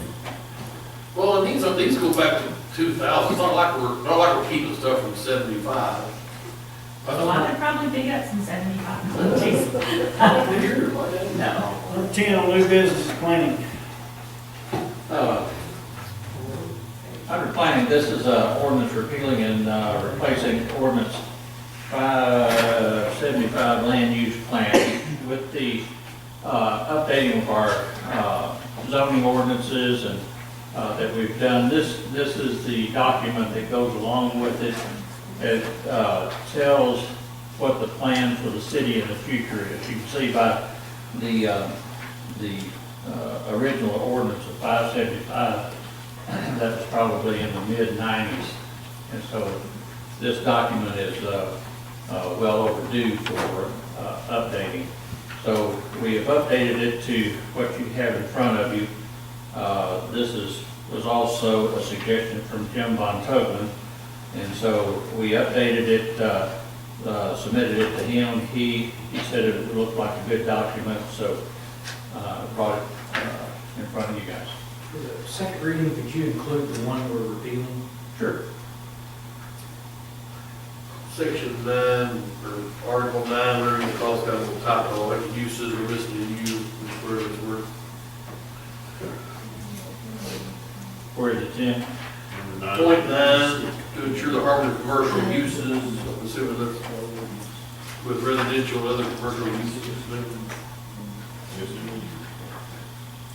You won't see the override, so it's changed from overload, right? I haven't been over. Yeah, he said he'd put it in second. I'll Yeah. don't mind I passing. thought you meant in the title, I was like, Include it on with the second reading, so I can just kind of review it, see what we're, how it's changed. Okay, I'm fine. We have a motion. Second. So do we have I'll make a motion that we put it on first reading of the title. your second, right? Motion and second. Mr. Brown? Yes. Mr. Johnson? Yes. Mr. Powell? Yes. Mr. McDaniel? Yes. Mr. Terry? Yes. Unanimous. An ordinance repealing and replacing ordinance number 575, establishing the land use plan for the city of Greenwood, Arkansas, as recommended by the Greenwood Planning Commission and for other purposes. Charlie, would you make a note, put 575, I will. and we would Yes. remind me? Thank you. On new business, water distribution.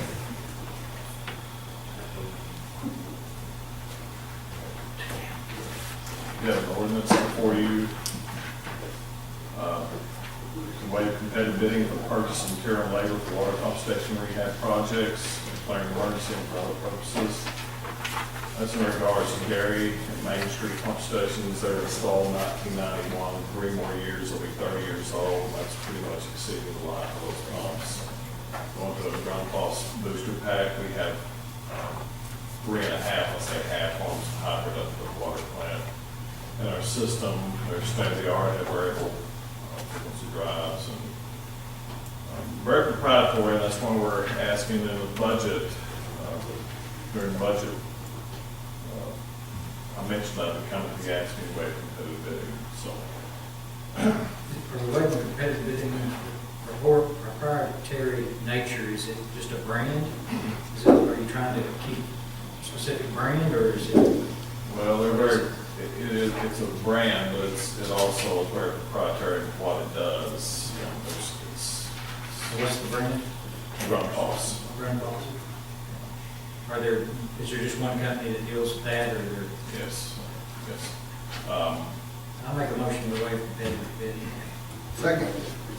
Put on reading for, first reading by title only. Got a motion and second. Mr. Brown? Yes. Mr. Johnson? Yes. Mr. Powell? Yes. Mr. McDaniel? Do you need this done quickly? Yes, that's what I was gonna say. It takes 6 to 8 weeks. I need to order tomorrow. Okay, so I'll make a motion to waive, second. Okay, hold on, please. And we don't done yet. Mr. McDaniel? Mayor Tim Terry? Yes. All right, passes by a majority. An ordinance waiving competitive bidding for purchase of material and labor for water pump station rehab projects, declaring an emergency and for other purposes. I have a question. Yes. Why is this an emergency? It takes 6 to 8 weeks to get the pumps ordered. I've delayed putting them off because we've had a lapse in our telemetry personnel. He passed away, and I've been trying to find someone. I think I've found someone who can get the job done. By the time school's out, I'd like to have pumps here, because we have to schedule with a contractor, we have to schedule with a SCADA person, and we have to have the equipment on site. I'm not picking on you, Tim, at all. Just I'm agreeing with you right now. It's my pet peeve lately of that. I mean, it says here, an emergency is for the public peace, health, and welfare. I mean, we abuse emergency clauses, in my opinion. It's not, I mean, the point of the whole process is to bid to responsibly spend people's money. If it's an emergency, sewage is running out in the street, the pump is broke, sewage is running in the street, that's a matter of public health and welfare, and we ought to do something about it immediately. But we use it for expediency, and because we waited too long to do something, like build a sign, and then we declare it an emergency. I don't like that. And I'm not picking on you, I promise. I agree. We do it all the time. I agree with you. I think rarely, most typically, I want things read 3 times. And I'll be the first to say that. We're hamstrung with so many regulations that it impedes us to be able to do our job. And I would be asking, we can read Tim it said for earlier, us. we've got yahoos everywhere that want to sue us for something. You didn't go bid it like you're supposed to. My brother-in-law does that kind of thing, whatever, Maybe there is. You go put it in the newspaper and advertise for it, something, I don't know. Well, I mean, I agree with you. I mean, I don't like to do emergency, but in light of this where it, if the pump does go out, there's, 6 to 8 weeks possibly. I think that, and these are 30-year-old pumps. I mean, I hate to say that it's getting to, 2 more months that it were to go out, next week. Well, it's more than that. I can't even order them by law until you make that last reading. So we're looking at Thanksgiving, putting these in, and school will be back in. And pumps are pretty important, and I can assure you, if I were coming up here wanting to order a trash pumper or something, a piece of equipment, I think that you have a very valid point. I think it's abused a little bit too much. Our bidding process isn't the best of the world either. We need to address that on a lot of things. But I'm just saying, our bidding process is the way it's handled and having an open bid and all that stuff, it just seems like a lot of extra added burden on things that we have to do, but I don't have a problem with it, because I know how it is, because when you need something, you need it, and you don't have time to, I'm gonna wait 6 weeks on to get it here, and I've got the stuff lined out, and, I mean, if that's all I gotta worry about, I'm in good shape, so. Yeah, this is a budgeted item.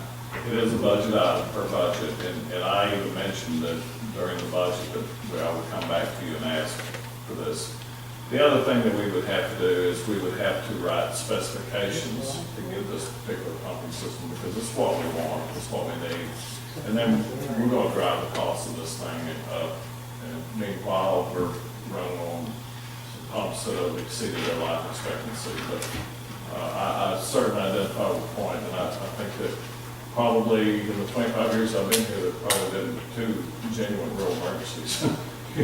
So I identify with that, but I think this is very important, and due to the fact that it is pumps and what it serves, and the school window that is very narrow, because Main Street Pump Station will be right there all up in the school areas. I think that's the best argument you have for putting off for emergency reading, is that there's a time rate limited, and there's a window of time for this calendar year where it makes sense for us to do this, we've budgeted it. There's 2 different issues there. There's the, is it okay to waive competitive bidding? So we can lean at Mike and ask Mike. If Mike says, yeah, it seems like we're doing it for an okay reason, then I'm okay with it. And then there's the emergency clause. So from the standpoint of the emergency clause, you make a valid enough argument for me to say, sure, in this instance, you know, I would second Rod's motion, waive second and third reading. Mike, what is the law actually about waiving competitive bidding? How's that actually laid out? Basically, based upon special circumstances, and you kind of have a wide range of discretion there, but you can, I wouldn't see over happy basically. I think we've done that sometimes in the past, and but in this instance, I don't have an issue with it. Based upon what Tim was representing, I think it's a good basis to back to wages. I'm with you, Daniel. You know, I think we would, but sometimes, you know, they're just doing it on policy. If I don't see an emergency on policy, I mean, that's not something that he's wanting to make a repair. The mere The fact brush that truck last month wasn't an emergency. I mean, we should have bid it. It wasn't, you know. You know, there's two, I mean, there's a couple ways to do this proprietary deal. He can either have an engineer, over-engineer this thing, and we can pay out the nose to get what he wants. And I can understand when you have things that you have parts and pieces for. You know, because I have people call me all the time, you know, wanting something fixed, and I go, you need to call so-and-so. Well, I don't like so-and-so. Well, it's just kind of tough, because you're gonna have to deal with so-and-so. Sometimes that guy's mean. You know, you're just gonna have to deal with it. And I can understand why he wants a certain brand, because you keep those parts and pieces and you can make your repairs and all that. The only other way he can do this really is have an engineer write it up, spec it, and then put that out for bid, and then lo and behold, only one person can bid on it. But it costs us money. And But, you know, I mean, we've all thrown a fit up here lately and made Sonny mad about how we fixed whatever and who inspected whatever, and, you know, it's the same concept. It comes back, something's broke, somebody bought something, you didn't spec it, you didn't bid it, you rushed it through with an emergency clause, you know. But 9 times out of 10, when you spec something, you're specing it to a certain degree, and it's only gonna be that one vendor that can apply for it anyway. That's the thing. So And if if that I is- say something, I mean, it's, at 90% of the time, that's what it is. If you spec something, you can spec it, I mean, however you wanna do it, but 9 times out of 10, the person you're waiving the competitive bidding is gonna get it anyway, because they're the only ones that can do it. Bar none. I mean, no matter how you look at it. If you go out there and just spend all this money, have these specs wrote out, and then the same guy he was gonna use will. But do we have to go, I mean, do we have to go So spend a lot of why money waste all on the that? time of going through all the stuff, and that person you know is gonna get it? But do we have to spend a lot of money on specs? I mean, no, you know, that's what he's trying to do, is not spend a lot of money on specs. but I mean, Tim is But if the you bid it director out, of you're the spending department. money on Did he not say- advertising and I publishing mean, it. Tim's gonna come up with the specs. This is what I want. I can, but somebody punch a hole with stuff I'd write, you know, and typically an engineer. would- Well, they can really punch a hole in the one, I mean, this, but you know what I'm saying? I do know what you're saying. I mean, nobody wrote anything. But I think we ought to trust him to say, I want this kind of machine, this brand, this horsepower, whatever he said. There's only one guy in the state that can drive it. I got a motion and second, to waive second, third reading. Brown, Yes. Dr. Johnson. Yes. Powell, Yes. McDaniel, No. Mr. Terry. Yes. Passed by majority. The motion is that, adopt the ordinance. Motion. Second. Mr. Brown, Yes. Dr. Johnson. Yes. Mr. Powell, Yes. Mr. McDaniel, No. Tim Terry. Yes. Passed by majority. Motion we enact emergency clause. Second. Mr. Brown, Yes. Dr. Johnson. Yes. Mr. Powell, Yes. Mr. McDaniel, No. Tim Terry. Yes. Passed by majority. Thank you. Under new business, we got rezoning ordinance.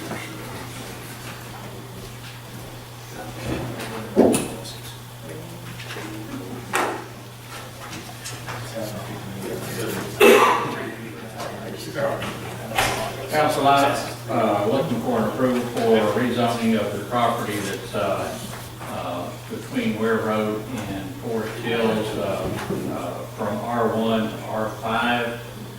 This is the property that Sean Lynn has out there. We rezoned the front part of it into commercial. This is the part that will have the multifamily area behind it. And so we're asking for an R5 because it's a transitional zone from commercial to the multifamily to the single-family residence. I feel like I'm in trouble because I'm asking for an emergency clause on this. The reason I'm asking for this is I was looking right and tell us. We all like David's argument, we just happened to be Tim. Tim's Tim, but anyhow, the reason I'm asking for the emergency clause, this gives the developer the go-ahead to go to the engineers and start the construction plans and come back to us, and then that'll come back to you guys too. We're rezoning stuff that's down there in that foot of Forest Hills neighborhood, or on the north Well, side of on town. on the left side there, you know, where they cleared off the land between Forest Hills and Ware Road, the front part of it is commercial, but the second part back there. This is all across from the golf course. on the Yes, north yes, side. yes, yes. So let me offer this. We're talking about. You could have a motion to waive second and third reading and adopt the ordinance. But not an active emergency clause. Sure. And it's active in 30 days. 30 days. Well, I agree. This is one of those, Rob, I'm on your side here. Well, that's with what this I'm on your because, side on this I mean, one. this is one where, you know, you're talking about rezoning something and it's gonna affect people in that community and the neighborhoods around there and giving them time to, you know, Again. we're just doing it, we're not, I mean, we did the emergency clause so that Tim could get this done in the window of time right before school started, and we needed to get this order so we could get that done, that makes sense. Trying to figure out. We go out and we post it, we publish it. No, but I mean, I'm trying to figure out that sense of urgency, Yeah. just so that Sean can get started building, because that's not a sense of No, urgency. this gives him What's the the ability deadline? this gives him the ability to go to his engineer and say, okay, you've given me the preliminary plan, which just shows the lot, the split, and here's where we want to do. The construction plan comes in with the. Why does that have to happen now as opposed to 3 months from now? It puts off the development for 3 months. Well, I understand. And the sooner that we start getting, If you should say, that puts, because we gotta start it before the school's in session, and we're back having all this traffic on 10, that's a better argument for me than just, it's urgency. I agree. I mean, I don't know that I understand exactly. It just helps the developer to move along, you know, it's, I'll vote for the first reading, but I don't see the emergency here. okay. I won't vote for the second, third, to waive the second, third reading. So you're making a motion right now, to put it on for first reading by title only? Yeah, I'll make that. Second, Motion second. Mr. Brown? Yes. Dr. Johnson? yes. Mr. Powell? Yes. Mr. McDaniel? Yes. Tim Terry? Yes. An ordinance amending ordinance 18-09 for the purpose of rezoning certain property in the city of Greenwood and amending the official zoning map of the city of Greenwood, Arkansas, declaring an emergency and for other purposes. Thank you, Captain.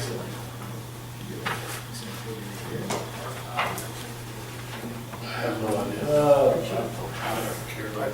14, under new business, would be resolution adopting Arkansas Diamond Plan. Okay.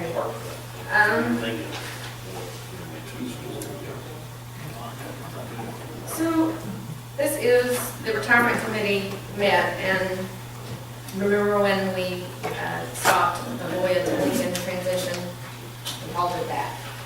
So Robert Jones with Stevens Inc. came and talked to the retirement committee about this Arkansas Diamond Plan. Tom was in the room, so was Tammy, so was Sunny, and I think that's all in this room that was in there besides myself. And it's a really good program that we qualify for our 457B program, our pension plan. That's the one that the city employees contribute to. The city does not contribute to it. Our 401A stays the way it is with administration, third-party administration by Osborne Ferrer and Associates, as it has for eons. This, Restate that again. Alderman Carrera and Associates, They have what? they have administrated our 401A What plan. is the 401? That's the one where the city pays in 7.5% of all eligible employees. We've had that for how long? We've been doing that ever since, for a long time, almost the time I'm working. So, we have a resolution. So when looking into, I told you I was going to look into how our 457B plan and our 401A plan is all set up, how it all happens. So I did that to its end, and I contacted the municipal league because our adoption plan, when we adopted our 457B and 401A, it was taken from the municipal league into our own administration back when Greenwood was mayor. So did it by way of resolution. It was in 2007. So I finally found that out because the municipal league told me that they have taken all of the plans that were in their administration, which included the cities, and put it over into the Diamond plan, the Arkansas Diamond plan. And all of them were there, but the cities wasn't. Ours wasn't. So I mean, I even talked to Marquez about this. Lady Richmond was on it for a while, and we saw it to its end. So we found out that through this resolution that I just referred to back in '07, it came from municipal league over into our own administration. Well, right now, the way it's been set up since that happened is it's invested in Voya, and so is the Arkansas Diamond Plan. That's who they use. And I included some papers, attachments to this proposed resolution.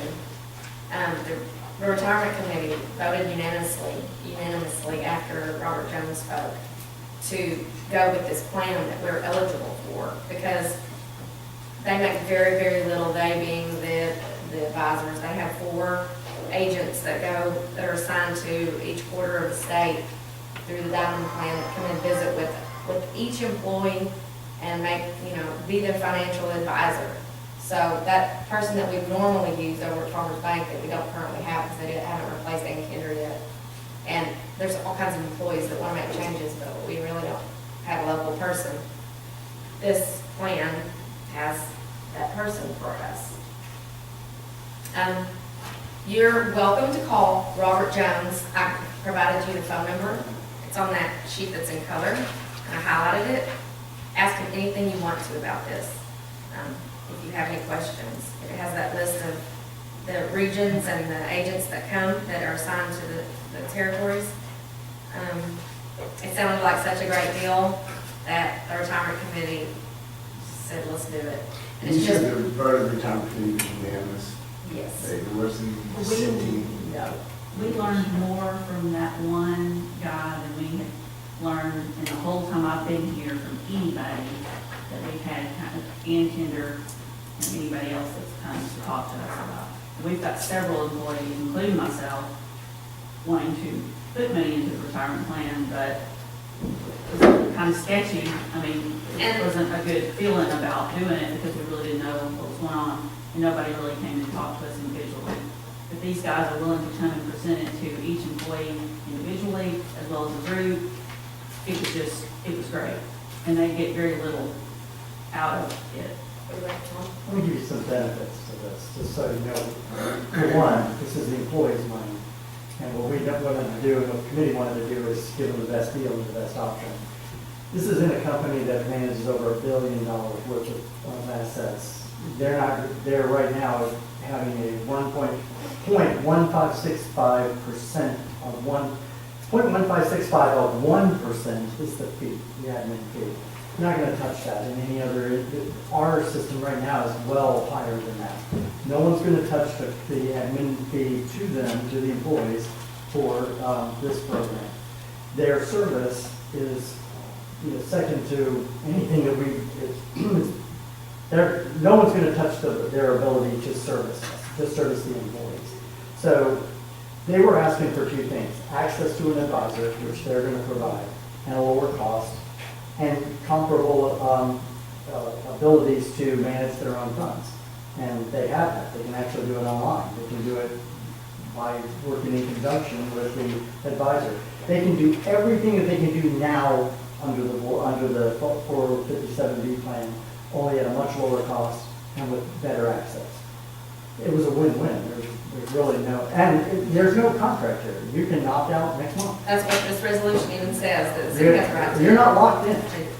So, Simon, did you have something you were saying? Yeah, I currently have the deferred comp plan that y'all are talking about right now, from when I was at the state. And I'd be probably willing to bet that my deferred comp from the state and contributed to 10 years will have more money in it than my retirement from the city. I mean, it's a great plan, it's building a lot of money, I have full control of it, I do whatever I want, I'm really happy with it. The employees do have a lot of control, and I wanted to show you this real quick. This is an example, if we go to the plan, like a lot of the employees are very confused as to how to invest, and that's why they need the advisor so much. They've got this neat thing that says conservative, moderate, aggressive, these 5 little plans, and the employee can just say, well, I want that one, and it's invested just like that. And so it's just like a little model, and they don't even have to really think about it. So it's just really good, and they said they've had it for 18 years, the state has, and things are all worked out. Alan was on it. Who else did they mention? Mansfield, Mansfield. Clarksville. Why are we just now hearing about it? We didn't know about it. I did this research, and that's when I found out. I mean, I told you, I really have been looking into this, and then when I contacted Municipal League as to our plan, and I was like, all I see is documents saying that anyone else still has our plan. That's when they said, no, we'd switched ours all to the Diamond plan, and I found out more about it. Here we go. I guess because of the changeover in 2007, like she said, if we had stayed with the municipal league and let them handle it, they would have just rolled us over into the Diamond Yeah, plan. yeah. But because it came back to us. It came back to and us. we went to Farmers Bank with it, then we were not included in the Diamond plan. I make a motion, we adopt the resolution. Second. Were you successful in your second, or did somebody else? No, I get the Okay. All right. Mr. Brown, Yes. Dr. Johnson, Yes. Mr. Powell, Yes. Rick Daniel, Yes. Tim Terry, Yes. unanimous. Thank you. I think you did a very good thing for the employees. Thank you. Yes. No, it's not. It's just the employees' name. We I got already read it, what I will make. department head reports and questions for council. Anybody got any questions?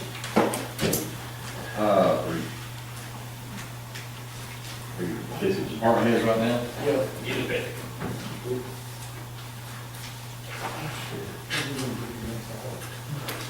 I thought I had it.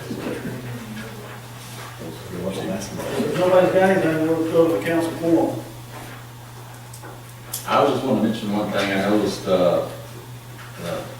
mosquitoes already flying around and everything, and I didn't know, last year, whatever, we implemented some type of a spraying program. I was wondering if we need to kind of look into that or get on that I don't think we early. did it last year. I think that we did that during the Gabbard administration. Yeah, it's been several years, not since I've been here. But it seemed like it's been kind of a mild winter, and the bugs are already out. I was worried about the proliferation of, I see lots of standing water. And I was wondering if we just should, consider that. Looked into how much. We That look winter into is it. really bad when you do drive around.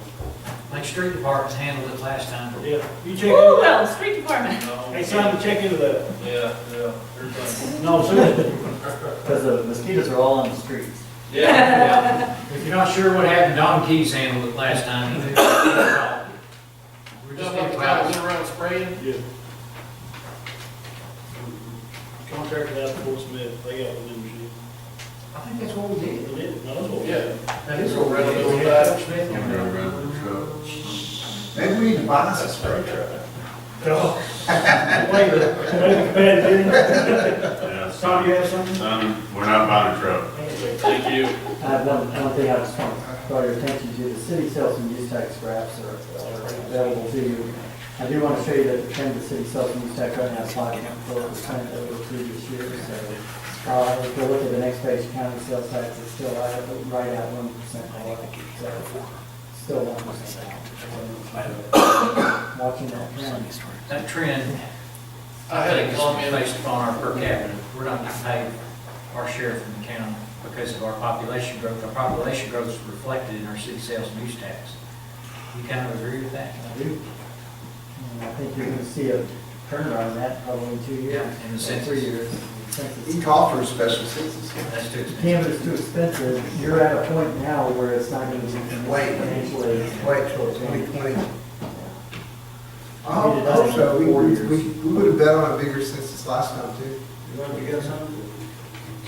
That's curb sweeper still working. Some? Aren't you back in administrator? Did you find that out? My neighbors are complaining about the leaves and everything, mud and stuff, and the curb. Yeah, but move it tonight if you want to. Tell Simon. I sweep my own gutter line in my house. We do too. Simon, is the gutter machine working, or did that go out with maintenance? No, it still works. I'm really short on people right now. We have a lot of big projects going on, so our street sweeping's not really been top priority. We've been going out as people have been calling, but a lot of people aren't calling the street department, they're calling y'all, and we're running aware of the problem. They don't call me, they come over and knock on my door. Yeah, they call me, and Tell them to I'll sweep their send somebody leaves out and there. break their own. That, also, you can watch how this waste contract goes, if it goes back out for bid. That would be the time that you might want to let the council consider maybe putting out an alternate where land pickup and waste refuge is picked up with the sanitation contract. Maybe we could bid it out where that is a separate item where we could actually look at the cost. If we're looking at putting the sanitation out to bid, then here's your opportunity again to pitch. The city taking that in-house. Yeah, I think our auditors pretty much pitched it for us, saying that we're gonna have to do some changes. And you have been watching Fort Smith, they're in trouble over there. They're in trouble because with ADQ, because of the mulched up plastic bags and their mulch bottles. I was down at Hot Springs last week for asphalt convention, and I went ahead and visited their street department while I was there. Because I was curious, Hot Springs is a beautiful city. Nathan sitting here, he's not even looking up, he's looking down right now. So I was like, hey, they must have a beautiful city facility, so I wanna go check it out, top of the line kind of stuff, right? I was highly disappointed. Our city is far and beyond better, and I challenge you guys, if you guys are out in Hot Springs, go check out their city, their public works area. You'll be impressed how good we actually have here in Greenwood. I'll tell you one thing, and it's hard to find that's impressive about Pine Bluff. It's their recycling center. It's amazing.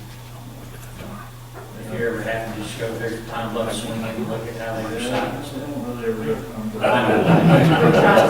For accident, I've had to sort of go fuel stop. I have a reason to go there right there.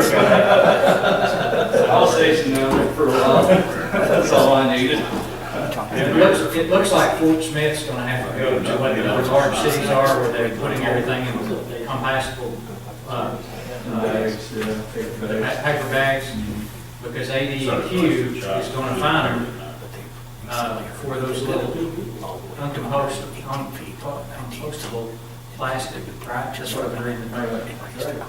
I kinda wonder, well, I wonder if we just call ADQ and say, well, we're just burning it all out to the sewer ponds, and what they would say to us. So there may be an opportunity if that sanitation contract goes back out for bid. We may need to look at it as, we have it bid two ways. We may need to look at bidding ourselves. Well, we are doing it. I'm talking about taking over sanitation as a city. That's what I was telling. I still have all my numbers from the beginning And of I the think year. now's the time for him budgets. to pitch that to us again, if he really thinks that that's something that we need to do or look at doing. I mean, now's our opportunity to come back. Love that job. That's a possibility. Sanitation director.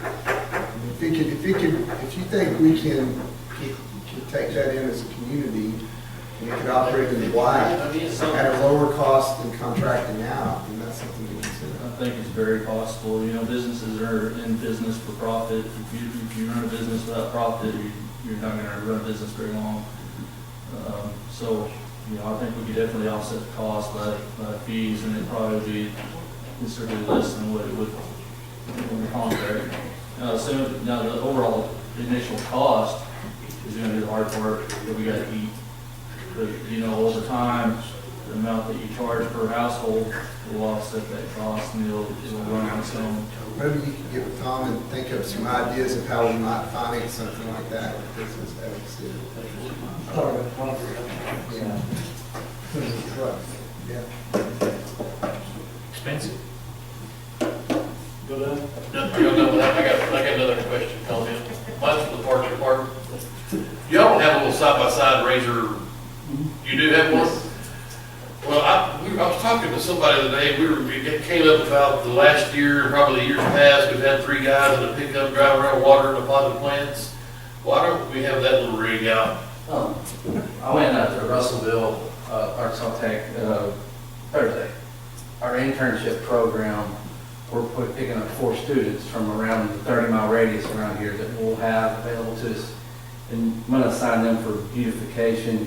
Basically, that's going to be part of their natural resources part, where they're going to be out there watering. That's going to be their main assignment, because no way you look at it, even though it's necessary, 3 guys in a pickup truck just doesn't look good. So, I mean, it just doesn't. It's a bad look. Even though you need it to repair a broken water main, it just doesn't look. You don't get the benefit of the public's eye. You just don't get it. So that's going to be their kind of basically not all responsibility, but one of their focuses on is having that thing downtown utilized for hauling water. Is there a smarter way to do it? Because in Hot Springs, when we were there, we did it at 3 a.m. when we watered before we had water fountains hooked up to it. Like I said, I totally agree on it. It's not a good look to have 3 guys in a pickup truck carrying buckets. So we're going to try and streamline that through the internship program, and that's going to be kind of their sole purpose on that. And then also getting back to you real quick on the bidding, we kind of discussed the bidding process, and I think every department probably has different needs, but our fall through was kind of in the literature of the bid packet itself, as far as, yeah, we had the lowest bid, but also, and we can accept that lowest bid, but it's got to be, the second round coming around, it's going to qualify, lowest qualified bid. So Got with Michael DeShawn, we're probably another council meeting away from getting that thing bid out at the lake. So that's where we are at on that, but we did kind of massage the literature on the bid itself, just to say, that way we don't go through this again, to where somebody comes in, throws a wrench at us and walks away, and now we're at square one. So we can say, hey, you're the apparent low bid at the opening, and then we're gonna sit down as, with commission or whatnot, and qualify the bids as far as, did you meet all the basic requirements? So it'll be a 2-step process in that. I understand it. So y'all are going to reject all bids, come back and qualify bidders and rebid. Right. Well, the last one, it's already a done deal, so we'll open the bid for that project.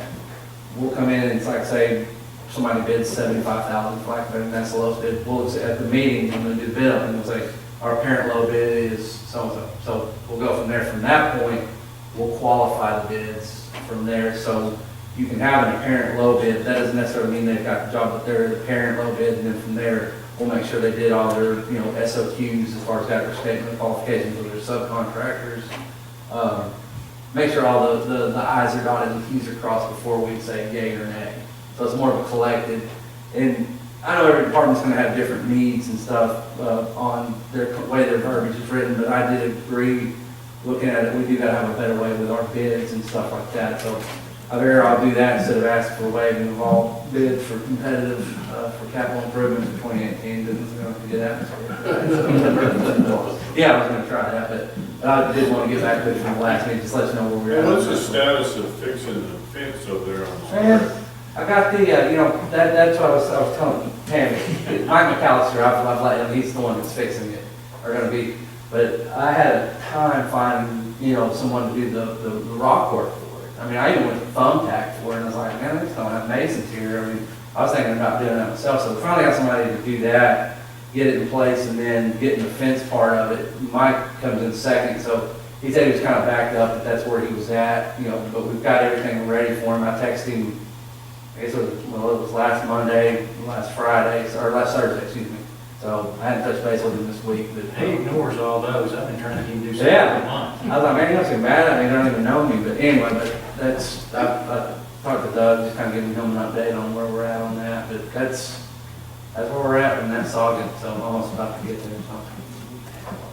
One more question for you. Yeah. There's, two trees there on the square that they were removed and they haven't been replaced yet. Right. Tree board, looking at getting that thing back into function as far as, you know, for our urban forestry and for our green infrastructure, making sure we're putting something back that's sustainable, you know, native, and it falls under that.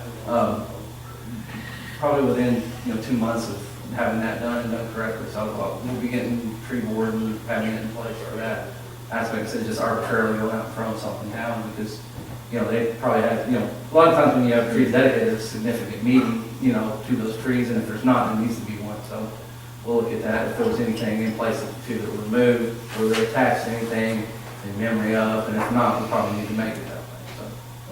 Rod said that Hot Springs had the best trees, with their, medians. He's lying. No. We did lace bark elms, those are actually really good trees for if you're downtown, so. That's what I told you. Yep. So that's one thing, I mean, they're hardy, and they're wind resistance, and, wind resistant, so that would be a good one to look at. Those little sprigs y'all planted, those are place bark elms. I don't even know where you got them so small. There's a nursery actually in town, and then we actually, we grew them in our greenhouses too, had some of them, so I can get a hold of some. In Hot Springs, y'all had your own greenhouse? We're not getting here. You know where I was going? Because we know you. We'll bid it out. Unless it's one of them dispensaries. It could be slash. You know it's back open. I mean, that judge. John, what you got? Monkey Dut. Hot Springs has a beautification department too, where they handle all those trees and everything. They have a department dedicated to that, aside from the parks and streets and water and sewer, it's like their own entity. Yeah, the rain track, what you got, what you We get a raise got. It's a national Any park. more questions? Any motion? Make a motion to adjourn. You gotta bring your own.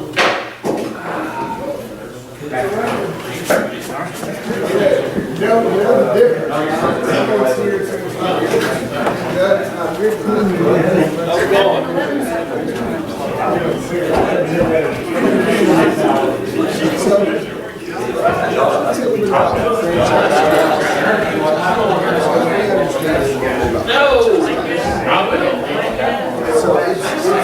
we get. So the